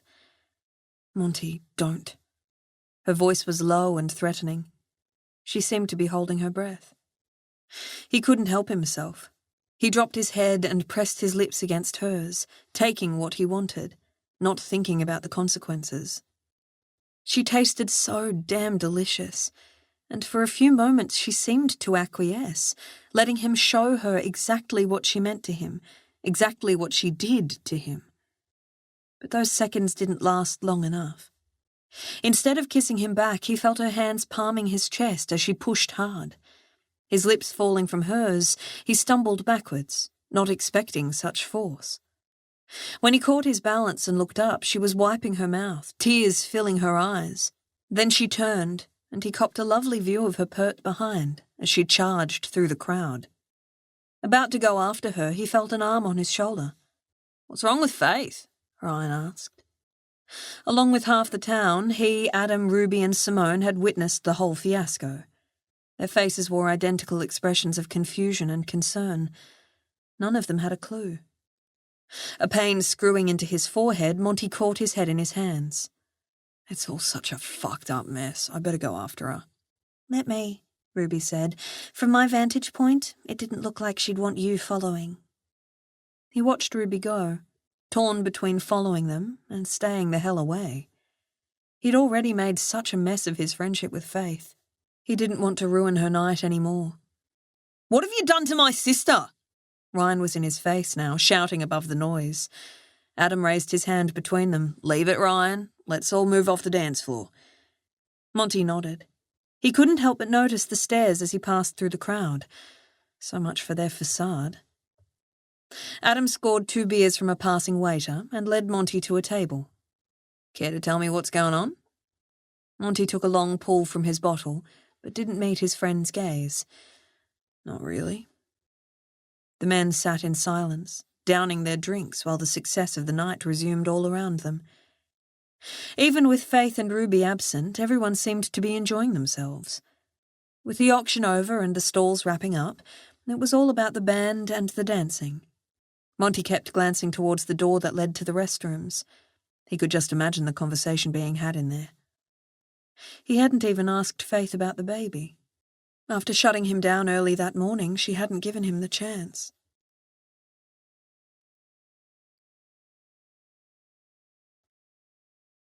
Faith, what's going on? At Ruby's voice right behind her, Faith realised she should have found refuge somewhere other than the ladies' room. I don't want to talk about it. If she sounded like a sulky child, so be it. Turning the cold tap on full blast, she splashed water on her cheeks, not sparing one thought to the makeup Simone had applied earlier. Fine. Ruby leaned against the wall and folded her arms. Faith glanced over at the woman who'd gone from enemy to friend in the blink of an eye. All right, maybe she did want to talk about it. Maybe she wanted to whinge and complain and sulk and cry and rattle off each one of Monty's faults until she started to feel better. I hate him, she sniffed. He told me he loved me and that he wanted me to move in with him, to buy furniture, hang my pictures on his wall. He said I could choose the bedspread, that we'd start a veggie patch, get a dog. He promised Daisy could move with us, that even when she stops providing milk, she could be a pet helping keep the lawn low, and then he took it all away. She wiped her eyes and saw black mascara streaks all over her hands. Care factor, 0. Ruby wrapped an arm around Faith and drew her close. For someone tall and skinny, she felt incredibly comforting. And Faith found herself sobbing into Ruby's beautiful red dress. Oh, God, I'm ruining your gown. Don't worry about the gown. Ruby stroked Faith's hair back off her face and made shushing noises. It's you I'm worried about. Do you want to tell me why you suddenly hate Monty, or should I just go straight to ordering the voodoo doll? Faith half laughed. He doesn't want children, she told Ruby. I thought I was pregnant, and he all but suggested I have an abortion. Turns out I'm not pregnant, but the bottom line is still the same. He can't make room in his life for a family. Oh, Faith, are you sure you can't work it out? Compromise? Faith snorted. There's no sitting on the fence where kids are involved. You can't half have them. But I'm so scared I'll never find anyone else that I love as much as him. Am I stupid to put kids that don't even exist before a chance at happily ever after? Ruby rubbed her lips together for a few long moments. Eventually she said, Only you can answer that. But perhaps you need some time. All I know is that you need to be true to yourself. Relationships never work if one person is losing self for the other. You sound like you're speaking from experience, Faith said, realising Ruby still hadn't told her the whole story about her broken relationship. I am. But that's a story for another night. We'll need wine and lots of chocolate. I'll hold you to that. But right now, I suppose I'd better go out and face the music. Ruby helped Faith fix her makeup, and when they returned to the main hall, the last song of the night, Who Let the Dogs Out, was playing. That was Faith's cue to take the stage again.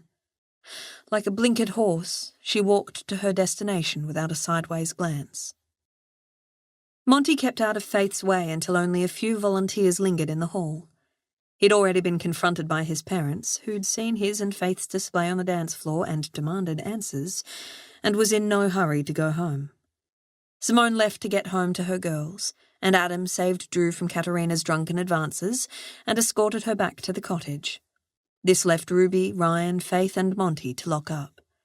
Ruby and Ryan shadowed Faith like lion parents protecting their cub, but if they thought he was leaving without talking to her, they had another think coming. "Thanks for your help tonight, Monty. You can go now." Faith addressed him as if he were a stranger, not meeting his gaze as she gave him the brush off. "We need to talk." He folded his arms and planted his feet against the polished floor, not making any moves towards the door. "I'm too tired. This won't take long." He looked to Ruby and Ryan. "Can you two give us a moment, please?" Ruby looked set to refuse. "No way," Ryan said at the same time, but Faith interrupted. "It's okay. May as well get this over with." "I'll check the lights are off in the restrooms." Ruby relented. "Keep me company, Ryan." Monty waited until Ruby and Ryan's shoes click-clacked right across the wooden floors, and then spoke low. "Shall we sit?" I thought this wasn't going to take long. The urge to reach out and hold her was almost unbearable, but her body language told him it wouldn't be appreciated. "Okay. Look, I just wanted to say I'm sorry for tonight. My only defense is that whatever my faults, I do love you, and I couldn't help myself." She shook her head, her brow furrowed in fury. "Please don't say things like that." "Did you do a pregnancy test?" She held her chin high. "Not yet, but I told you, put it out of your mind. You don't want to be a father, and if I am having a baby, then that baby deserves more. No father is better than a bad one." "Geez, Faith, you really know how to make a bloke feel like crap." "What can you tell me otherwise? Have you come to your senses overnight?" He wanted to say he had, but the thought of having a child, all that responsibility and potential for disaster, made his pulse spike. "I've thought about nothing else. I love you, Faith, and if you're having a baby, then I'm sure I'll learn to love it too." "Don't you get it, Monty?" She sighed, her expression one of sadness and pity. "You're not supposed to learn to love a child. You're meant to want it more than anything in the world. From the moment it's conceived, you should be prepared to lay down your life for that child. But you wouldn't even be willing to sell your property if need be. And that means you're not the person I thought you were. I wish you the best with the new farm and with your life." She glanced past him, as if hoping to see the others coming back. In her posh frock and cold stance, she appeared like a stranger. "So that's it. End of 30 years friendship." He couldn't believe she could throw it all away like that. "You hate me that much?" "I don't hate you, Monty. For some crazy reason, I'm madly in love with you. And that's why it has to be this way." She paused a moment, pursing her lips. Her chest rose and fell slowly, as if it were a real effort to speak. "Just being friends with you now would hurt too damn much." And then she did something he didn't expect. She leaned forward, stretched up, and kissed him on the cheek. "Goodbye, Daniel. And by the way, I'm not pregnant." As Faith turned and walked away, relief flooded him, but it was short-lived. He'd lost his best friend over a non-existent baby, all because of one night and 1 week. It was the best sex of his life. But had it been worth it? Faith meant so much more to him than that. Chapter 29. More than happy to close the door on the day, Faith had just slid beneath the covers when her mobile started ringing on her bedside table. She eyed it suspiciously, wondering who could be calling at such an hour. Of course, curiosity and the stupid hope that Monty had experienced a life-changing epiphany got the better of her. Picking up the phone, she groaned when she saw Kat's caller ID. Could her day possibly get any worse? "Hello," she said with a sigh. "Oh, my God, Faith, I'm terrified. I heard noises outside and now I'm sure there's someone walking around inside. I've locked myself in the bathroom. This damn cottage doesn't have a lock on the front door, but thank God the bathroom does. I've tried to ring Adam, but his number is unavailable." "Katerina, relax. I'm sure it's just a possum or something. I'll try his home number." Faith sat up, trying to reassure her. Actually, stuff that, I'll be over myself in 5 minutes. No way she'd get any sleep tonight anyway, so no point in both her and Adam being exhausted tomorrow. Try to stay calm. Can you stay on the line? Kat begged. That way if I start screaming you can call Constable Noble as well. For a second, Faith wondered if this was Kat's ploy to get Drew to rescue her. You'd have to have been dead to have missed the way she was flirting with him that evening, but surely she'd have called 000 straight away if that was the plan. Yes, I'll stay on the line. Climbing out of bed, she put the phone on the bedside table while she threw a jumper over her pyjamas and yanked on her boots. If there was an intruder, he'd chosen the wrong night to mess with Faith Forrester. Still fuming over her fight with Monty, she wouldn't be afraid to attack if Kat really was under threat. It would actually be cathartic to have someone to take her anger out on. She picked up the phone again. I'm just getting a torch, and then I'll be on my way. Hurry, Kat pleaded. At the last minute, Faith decided to also grab her dad's gun. She was fairly certain the intruder was a figment of Kat's overactive city imagination, but it didn't hurt to be prepared. 10 minutes later, she slowed her four-wheel drive and dimmed the lights as she headed up the Burtons' long gravel drive. She had to pass the main homestead and Adam's new house to get to the cottage. The usual prickles tickled her neckline as she crossed the dark property. Maybe Kat had picked up on the same weird vibes. Scratching her neck and trying to forget the unease she felt whenever she visited Annandale, she picked up speed past the homestead, and in less than a minute the cottage came into view. All right, I'm here, she comforted Kat down the phone line. The surrounding paddocks were pitch black, and it would be hard to see if anyone was actually lingering around outside. Feeling braver than usual, Faith stopped the car, grabbed the gun off the passenger seat, and got out. She disconnected her phone, slid it into her pocket, and stomped up the path, gun at the ready, hopefully giving off a don't mess with me message to potential intruders. As she climbed the steps to the porch, she scanned left and right. Although she was a little jumpy, she didn't register anything suspicious. Kat, she called as she pushed open the front door. It's Faith. I'm checking the house, then I'm coming to get you. Turning lights on as she went, Faith searched the lounge room, the kitchen, the laundry, and the 2 bedrooms. It wasn't a big house, before rapping on the bathroom door. There's nobody here. You can come out. After a few seconds, Faith heard Kat turning the lock, before cautiously opening the door. When she peered around the edge of the door, her face was as white as a ghost.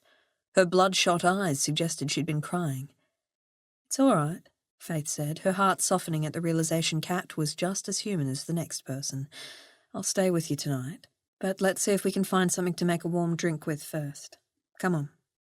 Still sniffling, Kat followed Faith out into the kitchen, her head constantly darting about, checking for shadows. Are you sure you didn't see anything outside?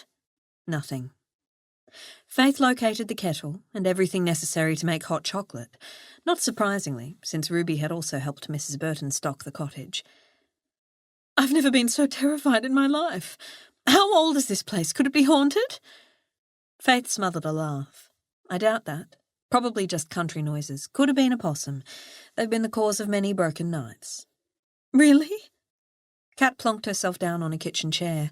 I feel like an idiot. Sorry for waking you up.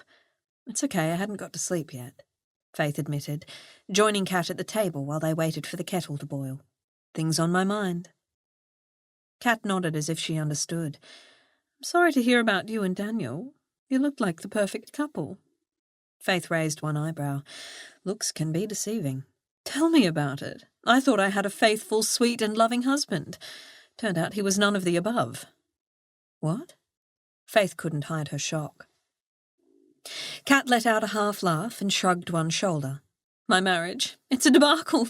Paul cheated on me, but somehow I'm the one in the wrong. The kids are barely out of nappies and they all want to live with him because he buys them better presents.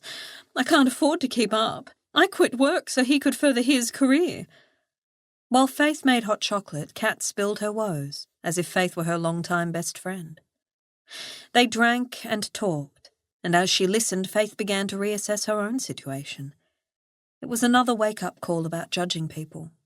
Yes, she was heartbroken. Sure, she'd lost her best friend in the world, but there were plenty of people worse off than her. Imagine if she had been pregnant and had someday had to tell her son or daughter that the reason Daddy wasn't around was because he hadn't wanted them. I guess we'll both recover eventually, Kat said with a sigh. And I suppose we should try and get some sleep as well. Yeah, you're probably right. Faith stood, collected their mugs, and dumped them in the sink. Will you be okay if I sleep on the couch, or do you want me to drag a mattress into your room? I'll be fine. Kat sounded as if she were trying to convince herself. Don't worry, I'm physically exhausted, but emotionally wide awake. Faith gestured to the gun on the table. No one will get past us. Thanks. And Faith? Between you and me, the ball was outstanding. I know you haven't got a final total yet, but I believe you'll be pleasantly surprised by how much you've raised. I think you stand a real chance at winning. Faith smiled as Kat turned and headed back towards the bedroom. Although she was pleased that the ball had been a success, it was hard to enjoy the happiness such a thought deserved. Looking back, it had never been about winning, but rather doing something meaningful with her life. Hopefully her efforts tonight would mean a lot to a family with an autistic child, who might now be able to get a dog. Locating a couple of thick blankets in one of the cupboards, she settled on the couch. She didn't expect to get any sleep at all, so when she woke to the sound of an approaching ute and saw the sun shining in through the gap in the curtains, Faith was surprised at how late it was. She leapt off the couch, dumping the blankets on the floor as Adam knocked, entering before waiting for a reply. "What are you doing here?" he asked, eyeing her suspiciously. Faith yawned, stretched, and rubbed her eyes. She needed coffee, and fast. "Protecting your guest." Huh? She gave him a condensed version of the night's events. "Haunted?" Adam looked genuinely concerned. "You don't think Uncle Tom is annoyed we've done over his place and has come back to spook it, do you?" "We both know I don't believe in ghosts." Faith squeezed Adam's arm and whispered, lest their guest hear, "Look, I wouldn't worry about it too much. I don't think Kat spent too many nights alone in the bush before. It was probably a possum." "I hope you're right. I'd hate for rumours of a ghost to ruin my plans for this place." "You know what?" Faith said. "I reckon rumours of a ghost might not be a bad thing. Lots of people are interested in stuff like that. They'd come specifically in the hope of getting a sighting of Annandale's resident ghost." "You think?" She nodded. "I do. Either way, I wouldn't lose sleep over it." "Yeah, I suppose so." Adam puffed out a breath. At that moment, Kat appeared behind them. "Oh, good morning, Adam. I suppose Faith told you about my embarrassing attempts to scare myself to death last night." Adam chuckled. Sorry you couldn't reach me." "It's fine, I was just being silly." She glanced between Adam and Faith.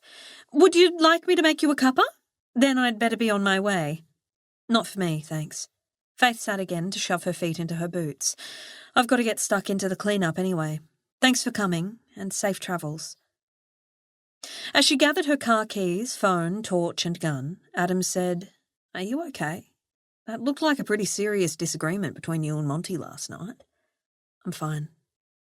He raised his eyebrows, and she knew she hadn't fooled him one bit. "We broke up," she answered simply. "Irreconcilable differences, and no, I don't want to talk about it." That was all anyone was going to get from her. Never one to push things, Adam escorted her to her four-wheel drive. "I'll be down later to help. And Faith, I'm here if you need me. Always." "Thanks, Adam. You're a great mate."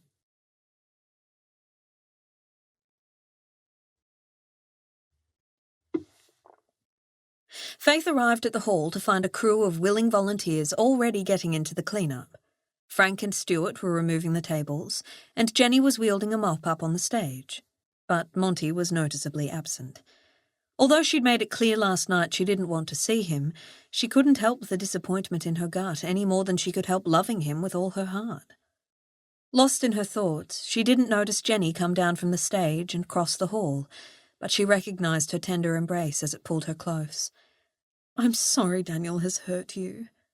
If the hug wasn't bad enough, Jenny's gentle words threatened to unravel all the hard work Faith was doing trying to hold herself together. "You mean the world to me, and I don't want you to shut yourself off from us simply because you and Daniel have some things to work through." "Bless Jenny. I don't think we can work through this one." "He told me," whispered Jenny. "He told me you might be pregnant and that he hadn't factored fatherhood into his future. If it's any comfort, his announcement surprised me too. I think he'd make the perfect father." "Oh, Faith hadn't expected Monty to offer that information freely, even to his mum. I've been waiting for something bad to happen since I dreamed about the raven in the tea leaves, but I didn't expect this. Jenny shook her head sadly. I can't help feeling partly responsible. Did he tell you why? Of course he didn't.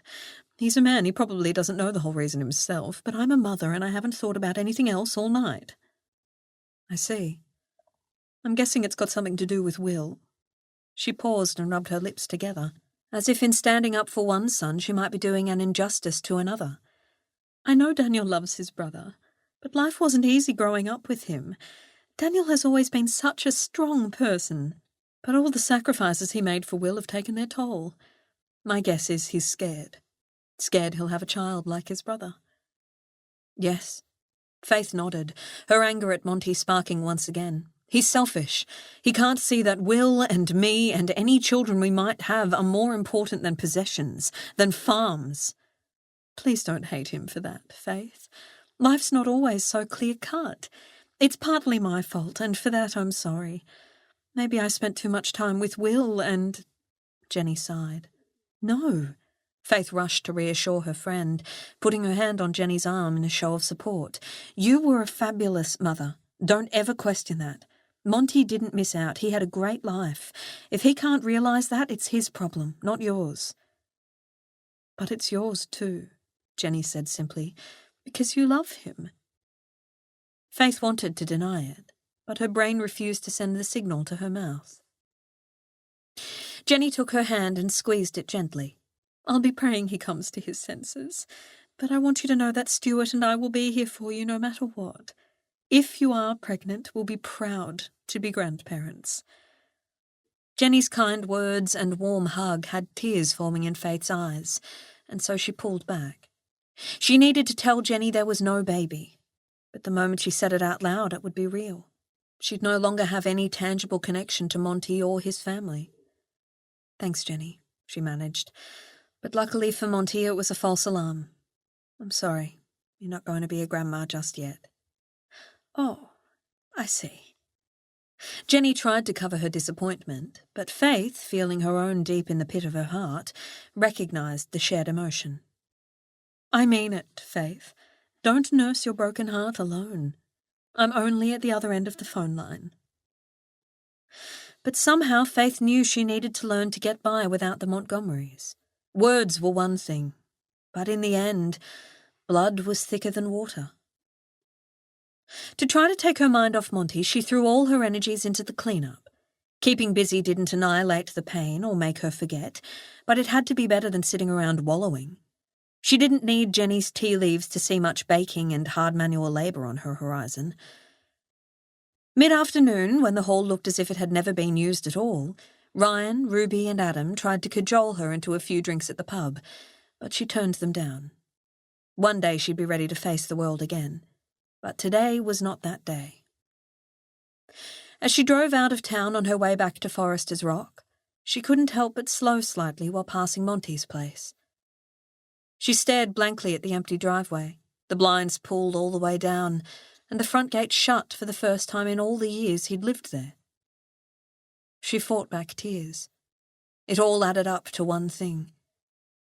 Monty had left Bunyip Bay already. And this time he wouldn't be back. Chapter 30.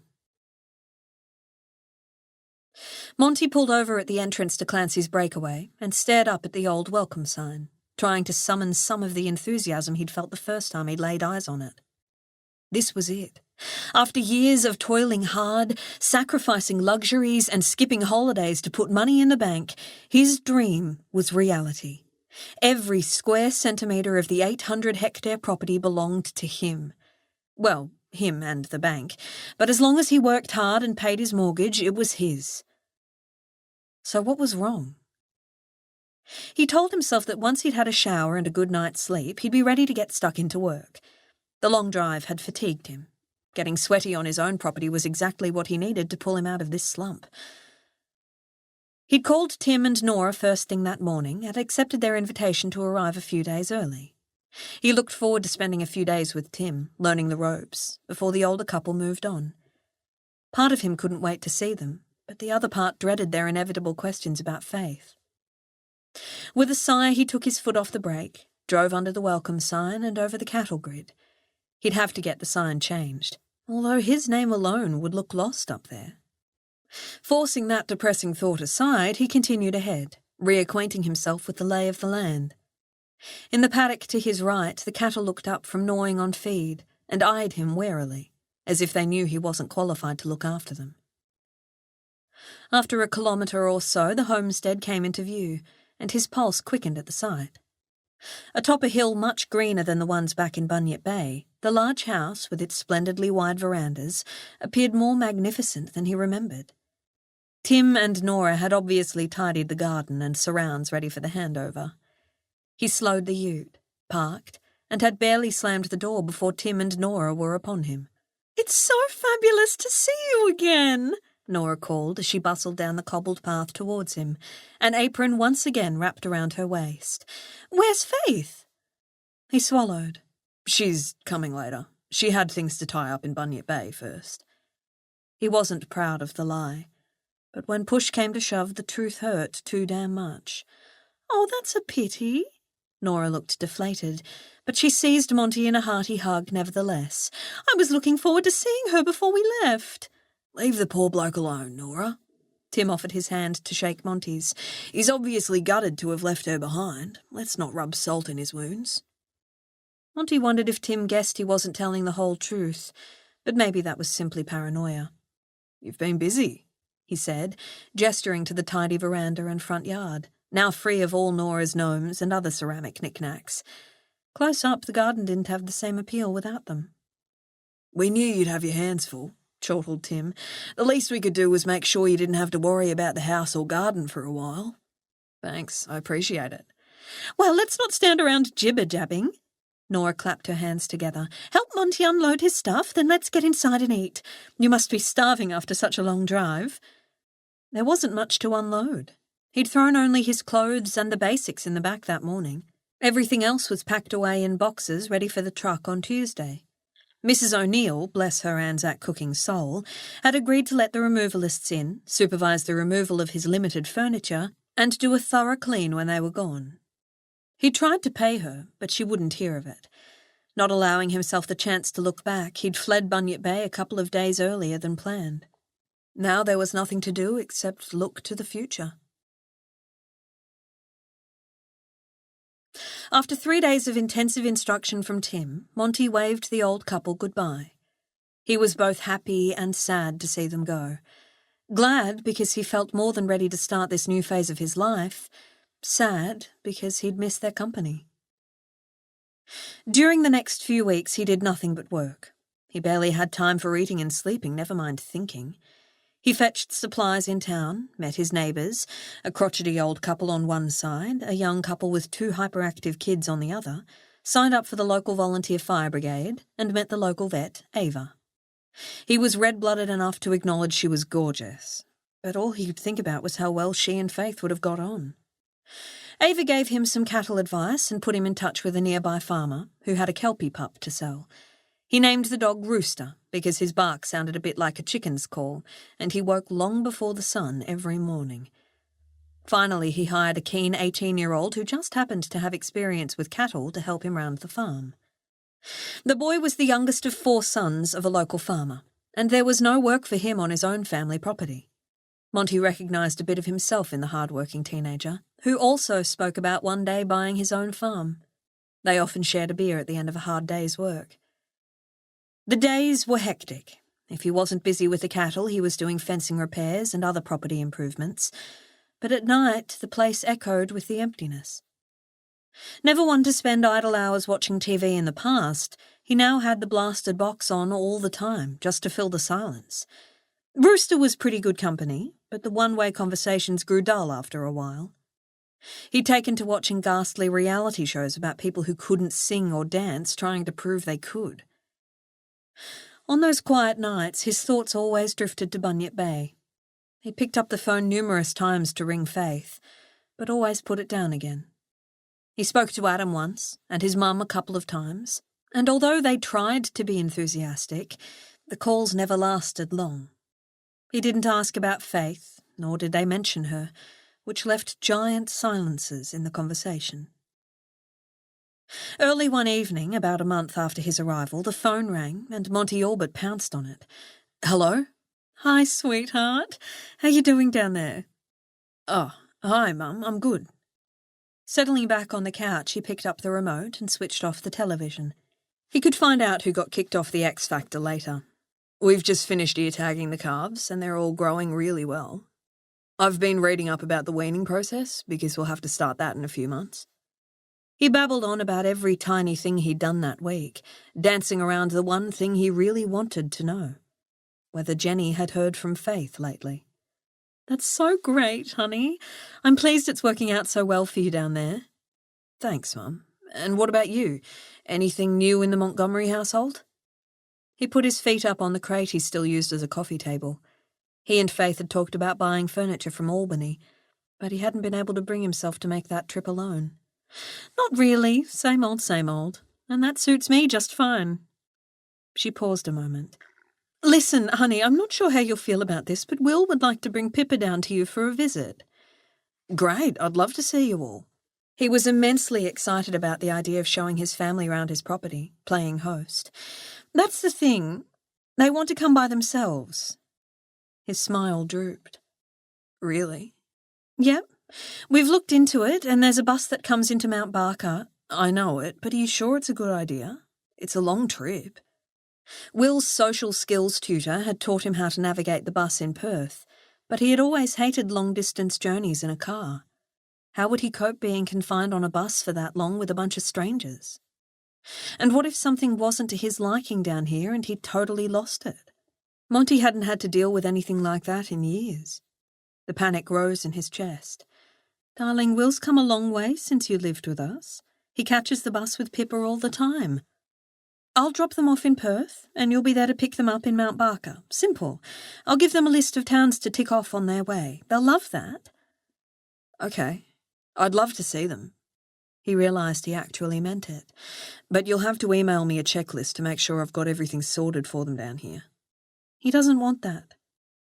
What? Daniel Will wants to live a normal life. He knows he's different and he likes being different. But he also wants to learn to deal with things outside his comfort zone, his mum explained. Just do exactly what you do for any other guest and enjoy their company. At her emphasis on the word enjoy, he wondered if she'd guessed how lonely he felt down here. Have you heard from Faith lately? The question almost slipped out, but he held it back at the last moment. What if she told him something he didn't want to hear?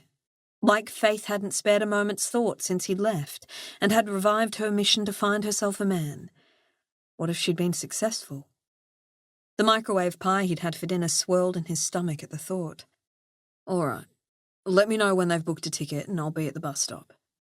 Thanks, honey. She paused, but the tone in those two words told him there was more to come, something he might not want to hear. I know it wasn't always easy on you having Will as a brother. She paused again. But he is, really lucky to have you. Don't let the past dictate your future.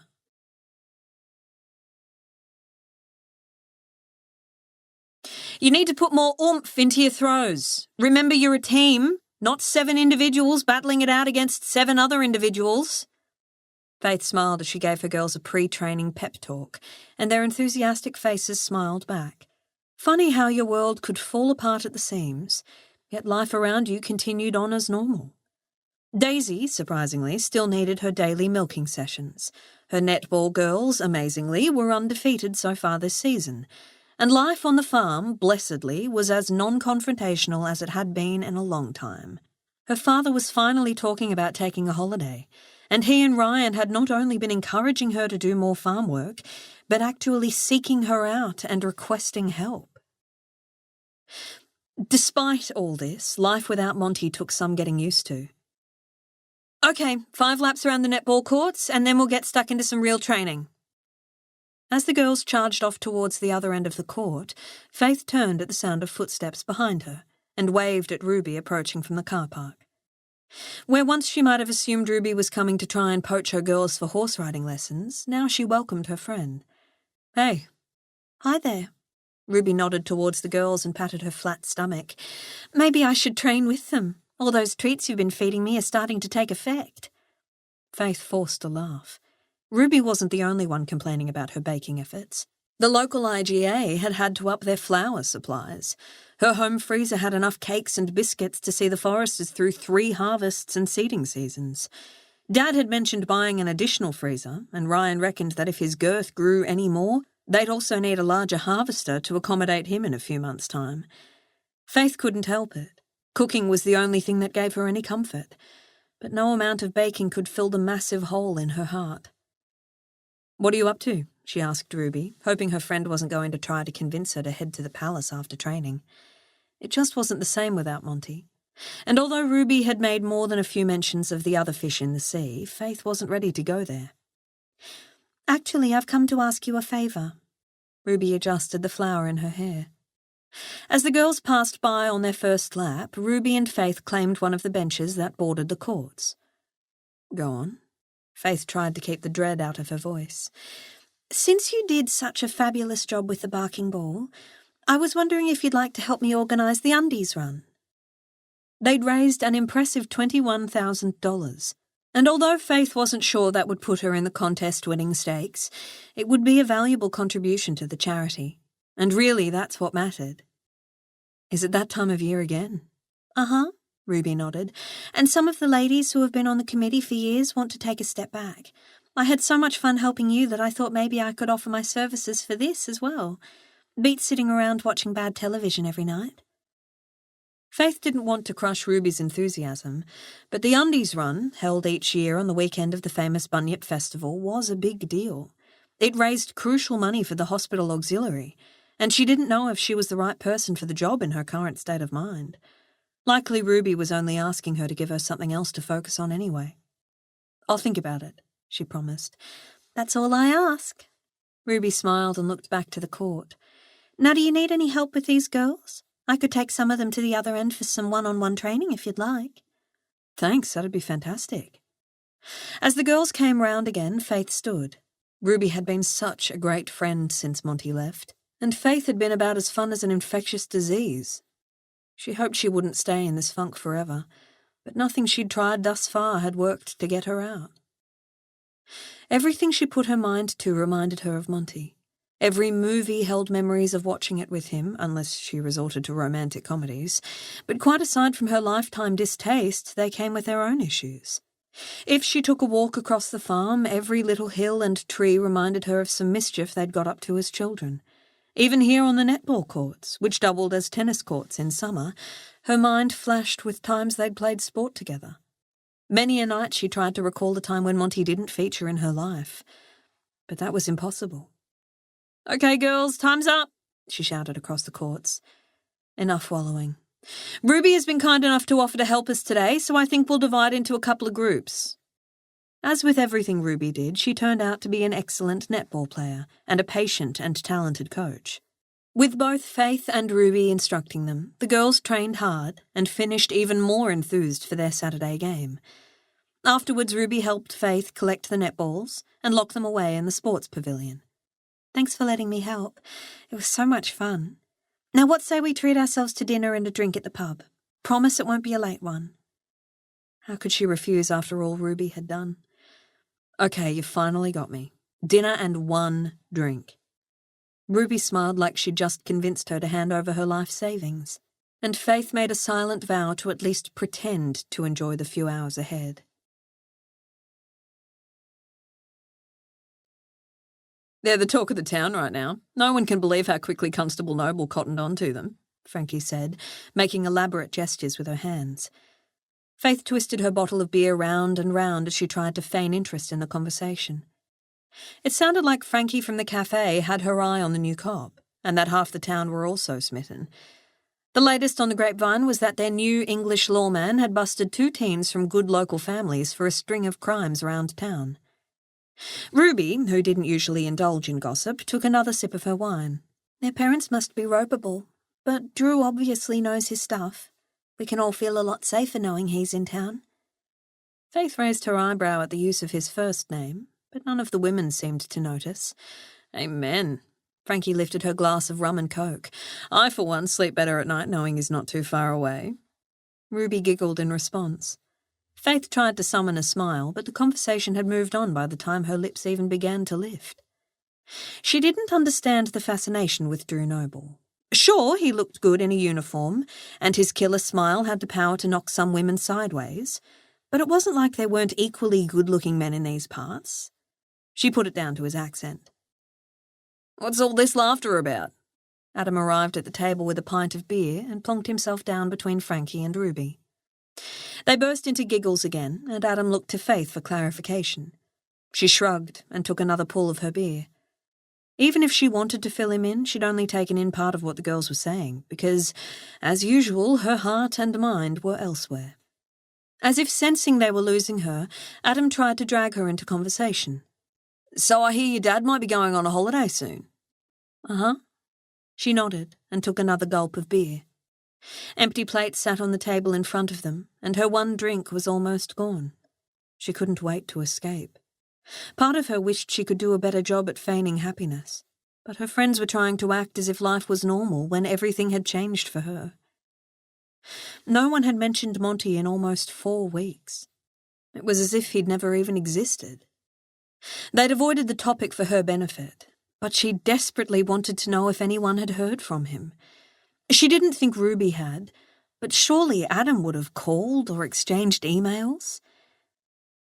So everyone, Faith's agreed to help me organise the undies run, Ruby announced, smiling in Faith's direction. That's fabulous. Frankie did a little jig in her seat. I love the undies run. Faith tried her best, but it was hard to get enthusiastic. She felt like a badly made jumper, ready to unravel at the slightest tug of a loose thread. She wondered how long her friends would persist with trying to draw her back into their circle. They chose their topics carefully, mindful not to speak about anything that might upset her. Maybe they'd eventually give up, and she'd end up like Esther Burton, holed up on the farm, sending other people out to do her shopping, and only attempting to socialise on the odd occasion when people tried to visit her.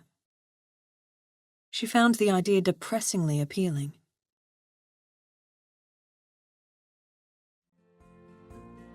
This is the end of CD 8.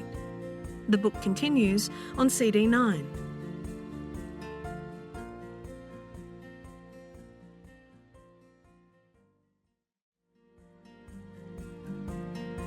CD 9.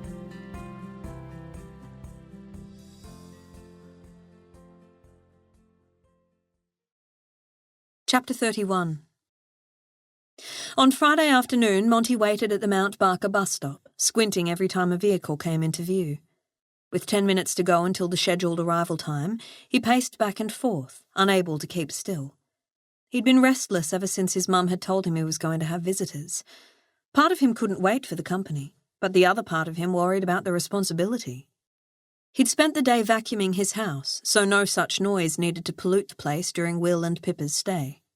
Even though Jenny had assured him Will was past it, he didn't want to risk either of them melting down while in his care. He'd never before spent 2 days with Will without his parents around. They had spent precious little time together at all during the last few years. "It's coming." A woman in her early 70s hobbled forward and waved her hand excitedly towards the road. She looked as if she was waiting for grandchildren. Monty stilled and followed her gaze as the Trans-WA bus loomed into view. Car doors slammed as people who'd been waiting in the car park got out to meet the bus. Everyone jostled for a spot closest to where the bus would pull in. Not normally the type to push through crowds, Monty planted his feet, not wanting to be pushed out of the way. The moment Will and Pippa got off, he wanted them to see him. No room for panic from anyone. The bus pulled into the stop and the doors peeled back, squeaking a little, as if they needed to be oiled. He glanced down the windows, scanning the full bus for Will and Pippa. People disembarked, rushing forward to meet friends or relatives. With each face that wasn't Will's or Pippa's, Monty's pulse raced a little more. His mum had called him after waving off the bus in Perth, so they had to be here. But doubt crept into his mind. Could something have happened on the way? They were adults, he told himself. They might struggle with certain social situations and sometimes have difficulty functioning in the normal world, but they were probably smarter than everyone on the bus put together. Thanks to their parents' dedication to helping them adapt to a normal life, they'd progressed beyond expectation. He shook himself as another person stepped off the bus. What would I be like if I had children? Constantly stressing about what might go wrong? And then they were there. Pippa's smile placid and Will's expression serious as they helped each other down the steps. The air rushed back into Monty's lungs as he stepped forward to greet them. "Will, Pippa," he called, "over here." Relief flashed on Will's face as he located Monty in the now dwindling crowd. He lifted a hand to wave. His other one held Pippa's tightly.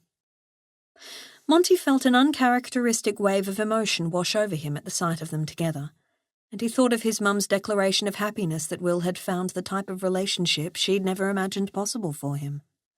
"How are you? Good trip?" he asked as they stood by the side of the bus waiting for the driver to unload their bags. "We didn't fall," Will said, and then he closed his eyes and shook his head. He looked to Pippa. He meant the journey. She nodded, and they smiled as if sharing an in-joke. "Yes, the journey," Monty said. "Was it a good one?" "Oh, yes," Pippa nodded. "The scenery was lovely, and we spotted some rare birds as we passed through Kojonup." "Awesome." Monty took Pippa's bag as Will picked up his own. "I'm so glad you decided to come. The Utes this way." Will and Pippa squished in next to Monty for the 20-kilometre drive to Clancy's breakaway. He tried to make conversation. "Is there anything particular you would like to see or do this weekend? I could take you into Albany, or we could go farther afield and do the treetop walk at the Valley of the Giants." "We just want to hang on the farm," Will said. "See your animals, take some walks. We'd like to have a bonfire one night." "We can do that." Monty had found a place between a few large gum trees, not far from the house, that looked to be perfect for a bonfire. But there hadn't been any point going to all that effort for only one person. "I think I even have some marshmallows somewhere." "This is Pippa's first time on a farm, and it may as well be mine too for all I can remember of ours when I was a kid," Will announced. "But Will's told me all the stories you told him about life on the land, and we can't wait to experience it for ourselves," Pippa added, her tone excited. Their statements surprised Monty. He'd never once imagined that Will might have felt he had missed out by not living on the family farm. But now that fact seemed odd in itself. Of course Will would have missed it. He loved everything to do with nature. His guests asked questions as he drove, and Monty tried to answer them the best he could. Conversation was surprisingly easy, and he found his anxieties about having them stay for the weekend easing. Back at the farm, Rooster bounded towards the ute at their approach. "That's my new dog." "He won't bite, will he?" Pippa looked anxious. "No, Rooster's really friendly." Stepping out of the car, Monty called him and grabbed onto his collar. "But he's only a pup, and he has a tendency to get overexcited." "Can I pat him?" Pippa asked, the tension easing in her expression. "Sure." Monty nodded, still gripping Rooster's collar. "He'd like that." Pippa stepped tentatively forward, reached out, and barely touched the top of Rooster's head. The pup bounced as much as it could while still being restrained. "He's cute," she said with a smile. Will reached out and ruffled Rooster's fur. "Mum thinks we should get a dog." "They make good companions," Monty said, although inwardly he was thinking that Will had far better company in his girlfriend. "Anyway, let's go inside." He gave them the grand tour. It felt odd, but nice. The last time he'd taken a tour of the house, he'd been the guest. Now, for the first time since Nora and Tim had left, it almost felt like a home. They shared a late afternoon tea of packet biscuits, nothing compared to Faith's culinary delights, on the veranda looking out over the property, then decided on a game of Scrabble. Pippa whipped both their butts before Monty announced he'd better organise some dinner. Maybe later he'd dig out Trivial Pursuit. Hot dogs were the main component of the menu, but neither Will nor Pippa seemed upset by the simplicity of what he cooked. Afterwards they offered to wash up, and he found himself watching them from the kitchen table, where he sat drinking a beer. Although they'd been perfect guests all evening, he suddenly felt like a third wheel. Will and Pippa spoke in low voices, laughing together, and even throwing soap suds at each other. Once upon a time, Will would have shrieked the house down if someone had dared to do such a thing to him. He'd barely let their parents wash his hair until he was well into his teens. But things had changed. Monty had to admit his brother had come a very long way. On Saturday, Monty's guests shadowed him as he went about his daily tasks on the farm. They rotated some of the stock to optimise feeding conditions. Then, after a hearty lunch of soup and bread from the local bakery, they worked together to build a bonfire. By the time it was dark enough to light their creation, Monty didn't know who was more excited, himself or Pippa and Will. The three of them carried supplies, including the all-important marshmallows, down to the bonfire site and set themselves up on folding camping chairs. "Don't get too close," Will warned Pippa. He frowned at the monument of branches and sticks as Monty walked around lighting it, then took her hand and urged her back a little. Again, something inside Monty twisted at his brother's gentle concern for another human being. Pippa nodded, and the three of them stood back to watch the flames catch on. "I've never roasted marshmallows before," Pippa said, when Monty ripped open the first packet. "It's easy," he promised. Searching about on the ground, Monty scooped up 3 sticks and handed one to each of his guests. Will examined his stick and snapped a little off the end to make it straighter. "What do we do?" Pippa stared at her own stick like it was an alien space probe. Monty opened his mouth to explain, but Will took over, plucking a marshmallow from the bag in Monty's hand and shoving it onto the end of his stick. "You make sure the marshmallow is secured and that your stick is long enough, and then you let it hover in the flames." Scrunching his face up in deep concentration, Will sort of stepped sideways towards the now roaring bonfire and stretched his arm out so the marshmallow only just hit the warmth. Pippa watched, her expression echoing Will's, and within about 20 seconds he pulled his hand back. He smiled as he looked down at the gooey mess on the end of his stick. "Apparently they're good to eat like this, but I prefer them straight out of the pack." He chucked his stick behind him into the darkness and reached back into the packet, plucked out another marshmallow and popped it into his mouth. Pippa laughed as he chewed, and Monty chuckled at all the effort they'd gone to when they could have sat inside and eaten from the bag. But it wasn't the food that made a bonfire, it was the company, and as the evening wore on, he found he enjoyed theirs immensely. It wasn't like the bonfires he had with his mates. It was quiet by comparison. Instead of drunken songs or arguments about which football team might win this year's AFL Grand Final, discussions centred around the noises of the night and what kinds of animals might be making them. It was peaceful and relaxing, and the best night Monty had had with his brother for as long as he could remember. The next morning, when the time came for him to drop Will and Pippa off at the bus stop, he found himself glum at the prospect of being alone again.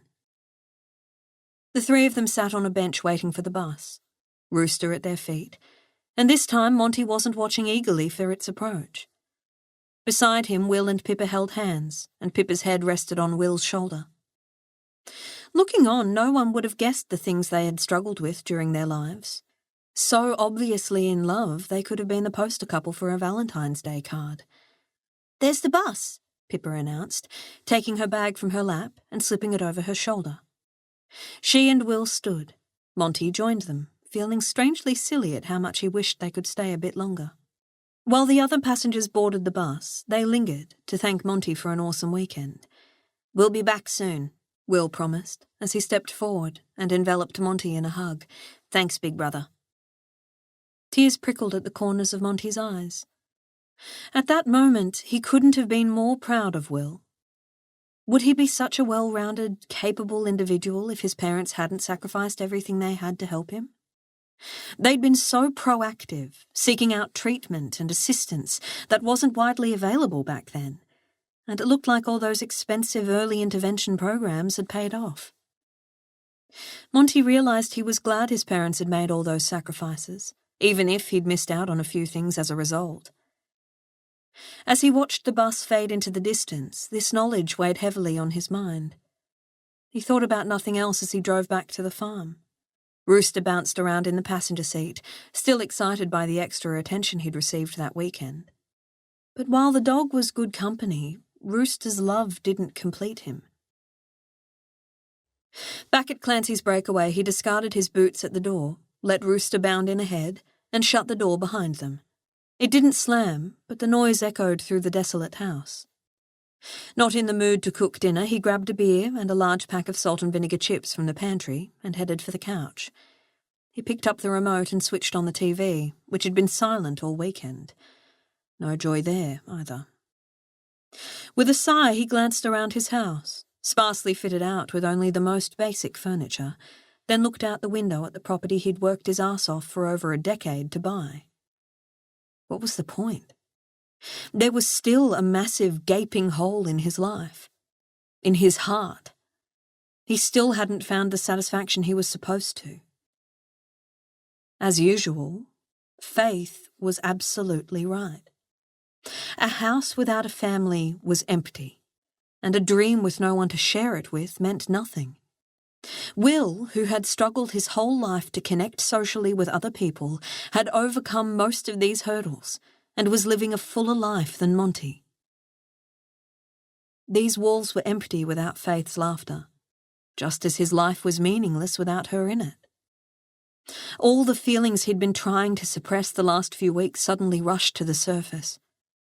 He needed to see her. Now. Chapter 32. Faith had resumed taking a natural calming tablet before bed. It helped her sleep and ensured her nights weren't filled with nightmares of Monty, but it also made getting up in the morning harder. She'd always been an early riser, but lately Ryan was often up before her, and Daisy was usually craning her head over the fence when Faith arrived, as if wondering whether she was going to show. She got the feeling the cow sensed her sadness. Her milk supply had suddenly dropped dramatically, so that Faith almost didn't know if it was worth persevering, but she wasn't ready to throw in the towel just yet. One morning she walked into the kitchen on her way to the door, and Ryan gestured to the table. "I made you tea, if you like." "Thanks." She picked up the mug and let the warmth seep into her fingers. As she lifted it to her mouth, she noticed Ryan was grinning. "What's so funny? Is my jumper on back to front or something?" "No." Ryan shook his head with a half laugh. "I just woke up feeling happy. Sorry about that." She managed a slight smile and drank more tea. It wasn't as though she could expect everyone to walk around grumpy for the rest of her days. Putting the half-empty mug on the table, she said, "Thanks for the tea, bro. I'll see you later." The gravel crunched under her feet as she crossed the yard to Daisy's paddock, but there was no sign of her. Her heart picking up speed, Faith scanned down the fence line where the cow usually waited. "Daisy!" she called, starting to run, frantically squinting across the paddock. "Daisy!" The low rumble of a cow's voice responded.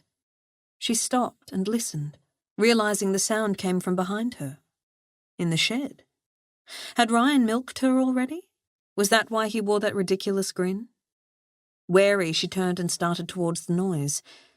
The door was already open, and she strode through, her blood freezing at the sight inside. Monty, sitting on her old stool, milking the cow. Although he faced away, Faith would recognize that scruffy golden hair and impressive shoulders anywhere. Her belly somersaulted pleasurably. Daisy looked up, and Faith swore she actually smiled. Damn traitorous cow. She was such a hussy. In direct opposition, Faith's lips twisted into a scowl. "What are you doing here?" He turned slowly, and her heart stopped dead in her chest. Meanwhile, downstairs, her lady bits, as Simone would put it, filled with heat and longing. A sigh escaped her lips before she could stop it. Monty may have been her every thought these last few weeks, but the memories had nothing on him in the flesh. She closed her mouth, which she realized was hanging open, and swallowed, hoping drool wasn't dripping down her chin. At that moment, she hated herself almost as much as she hated him. Liar. You could never hate him. She ignored the voice inside her, crossed her arms over her chest, and lifted her chin. "Well?" "I missed you." Those 3 simple words threatened to unravel her. "I missed you too." And? Monty could miss her all he liked, but it meant nothing unless he'd also had a complete priorities transplant. He gave Daisy a quick pat, then stood. As he moved towards Faith, she stepped back, terrified of what her foolish mind would do if he came too close. He halted. I've spent the last 8 hours trying to work out how the hell to say what I need to say to you. Will you just listen for a few minutes? His voice shook with emotion. She couldn't recall a time when he'd been so unsure of himself. Okay. They stood awkwardly, like two soldiers facing each other for battle. Daisy cocked her head as if eager to eavesdrop. I had visitors this weekend, Monty told her. Will brought Pippa down for a stay, and it was really great. We fed the cattle, had a bonfire, went on bushwalks, and we talked. I'd forgotten what a top bloke Will is. Yes, he is. Monty took a deep breath. This isn't easy to explain, but the last few weeks haven't been at all how I'd imagined. I had what I'd always wanted, a farm of my own, but I still didn't feel fulfilled. I've been lonely. Having Will and Pippa for the weekend was fun, but it was also an eye-opener. I watched them interacting as a couple, and I was happy for Will and jealous of what he's found with Pippa. They really care about each other. Just being with them made me reassess so many things. His voice cracked on the last word. Faith was desperate to close the gap between them and wrap her arms around him. But no, she had to keep up her guard. They both needed him to finish. I've been a fool, he said, and she didn't disagree. I shouldn't resent Will or my parents for the things I missed out on in order for him to have a normal life. And over the last few weeks, all that thinking, then spending time with Will has made me realise that I don't. I don't resent him at all. Faith rolled lips one over the other. Her eyes glistened with tears, but she didn't want to shed them. Not yet. Monty's words were heartfelt. The expression on his face told her this wasn't some speech he'd rehearsed to woo her sympathy. This was something he felt deep in his heart. But he'd made no mention of her, or of them, yet. Will needed more than I did, Monty continued. It never did me any harm to work hard. All those years of striving have stood me in good stead for any hardships I might face on the farm in years ahead. But I see now that my determination blinded me. Oh? Yes. He took a step towards her, and this time she didn't step back. Hope blossomed inside her. She wanted, needed to hear what he had to say. I was so focused on getting back what I thought had been taken from me that I missed what was really important. You were right. I did believe I was owed a farm, but that's bullshit. My parents gave me love, a roof over my head, and encouragement to pursue my dreams. What are you saying? Sorry. He cursed and ran a hand through his lovely, messy mop of hair. I knew I wouldn't be able to get this out right. What I'm trying to say is that I love you. Your love means more to me than anything in the world. Please forgive me for being the biggest tool on the planet. Will you come back with me? Having my own farm is a dream come true, but Clancy's breakaway is nothing but a shell without you. An errant tear slipped down her cheek. She wiped it away with the back of her hand. While his words were music to her ears, he still hadn't mentioned children. I do love you, Monty, but I need more. I want to have children. I know. He rushed forward to take her hands. His touch felt so damn good. I want that too. You do? He nodded. I was scared, Faith. All I could think about was what I'd had to give up when we left the farm.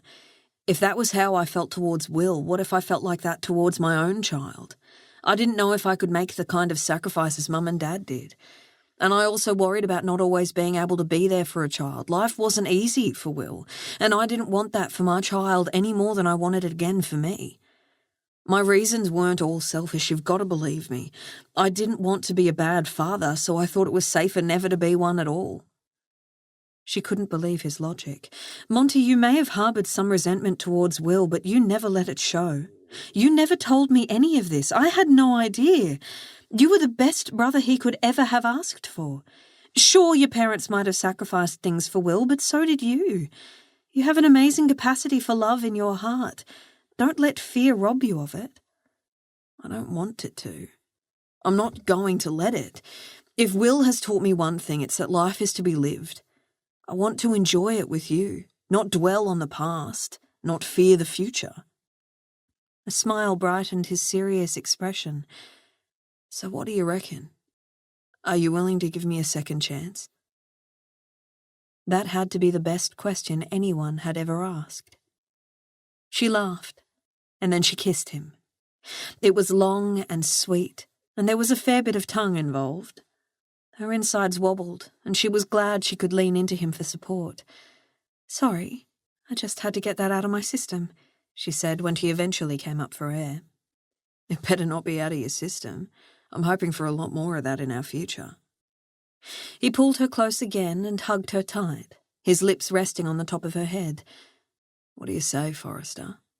Will you come back down south with me and give Together a shot? Will I ever? She took a deep breath, sighed, and smiled.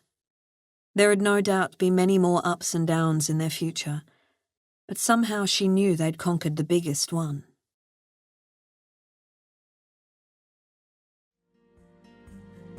Epilogue.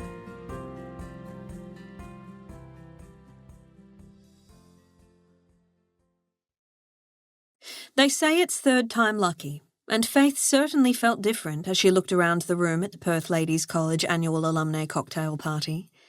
She was a different person. Happy, fulfilled, settled, lucky. Time would tell. The evening was just kicking off, and the winner of the Ms. Alumni Award wouldn't be announced for a while. But even if she'd raised the least amount of money, she'd won 1,000 times over since the last time she'd been here. Here you go. She smiled as Monty arrived beside her with a frosty flute of champagne. I know it's not really your thing, but it seems to be what all the ladies are drinking. Thanks. She took the drink, her fingers brushing against his in the exchange. Her heart fluttered, and awareness flooded her bones. She often wondered if the feeling would ever get old, but so far there were no signs of that happening. Monty had spared no expense when booking their weekend in Perth, and Faith would have been quite happy to have stayed in and enjoyed their posh hotel room together. But he had insisted on coming to the event. In fact, Faith wondered if Monty was more excited than her. She watched as he lifted his glass to his lips and gazed around the room, taking in the flashy lights and chrome interior of the new East Perth wine bar the old girls had hijacked for the event. A couple of women, friends of Kat's who were in the year above them at school, looked across, and Faith saw the moment their gazes caught on her fiancé. Their glossy pink lower lips dropped open, and they gaped unashamedly. Glowing with pride, Faith slipped a possessive arm around Monty's back and drew him close. His attention returned to her, and he bestowed upon her a grin that would never get old. Enjoying yourself, Madam Alumna? Stifling laughter, she pressed her finger against his lips. Shh, I haven't won anything yet. You have no idea how determined these women are. The barking ball may have been a success, but I'm small fry in the fundraising stakes. Besides, knowing we raised enough money to make a difference is all the prize I need. Monty tightened his hold on her and plonked a kiss on the top of her head. That's why I love you, Faith Forrester. You're so modest. But in this case, I'm looking forward to saying I told you so. I've already cleared a spot on the mantelpiece for your trophy.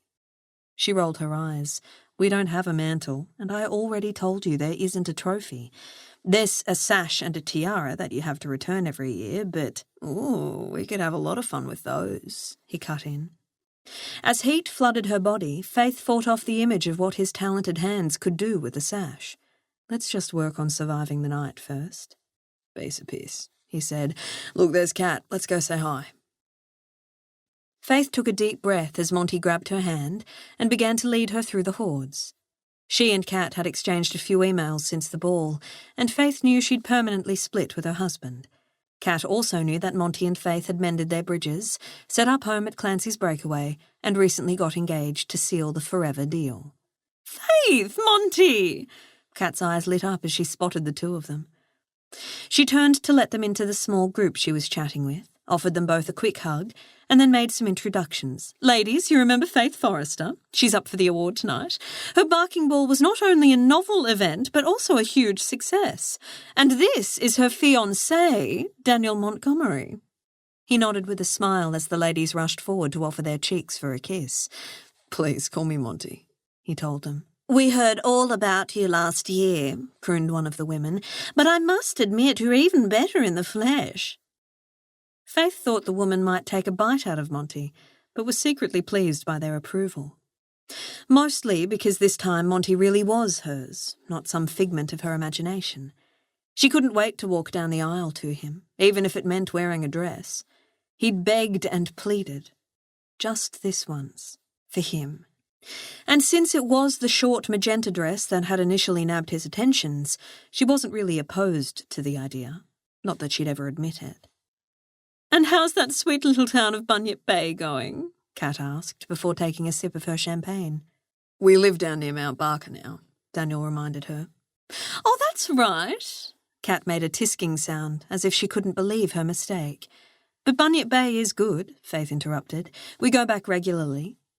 When Faith thought of all that had happened, with Ruby, Drew, Ryan, Simone, and just recently Adam and the Burtons, it was hard to believe that so little time had passed. Although tough at times, it had undoubtedly been the best year of their lives. And how's your brother? Kat directed this question to Monty. His smile grew even more. Will's great. He's moved into sheltered housing 2 nights a week with Pippa, his girlfriend, and they're both working hard towards living independently. And they recently got a puppy. Faith glowed inside at the pride in Monty's voice. She too smiled every time she thought about how far Will and Pippa had come, but it was Monty's emotional growth that made her proud. Once he'd opened up about his fears surrounding parenthood, they'd had some of the best chats of their lives. As they learned more about each other's hopes and dreams, their relationship had moved to a new level. After the wedding, they planned to try for a baby, and Monty was genuinely excited about this prospect. Well, I guess I'd better go talk to the other contestants. Kat's voice broke Faith's reverie, and she realised she'd been in a world of her own. Not long till the big announcement, Kat said, patting Faith on the arm as she waltzed past her and into the sea of people. The other ladies dispersed soon after, and Faith found herself alone again with her man. "Do we really have to stay for the fanfare?" she asked him. His grip circled around her wrist, gentle but firm. "Don't you even think about going anywhere. We'll do our duty, claim your reward, and then I promise to whisk you back to the hotel and make all this socialising worth it." "That sounds like an offer I can't refuse," she said, standing on tiptoes in order to kiss him. Monty pulled back just as things began to get heated. "I love you, Forrester," he told her. "And I love you."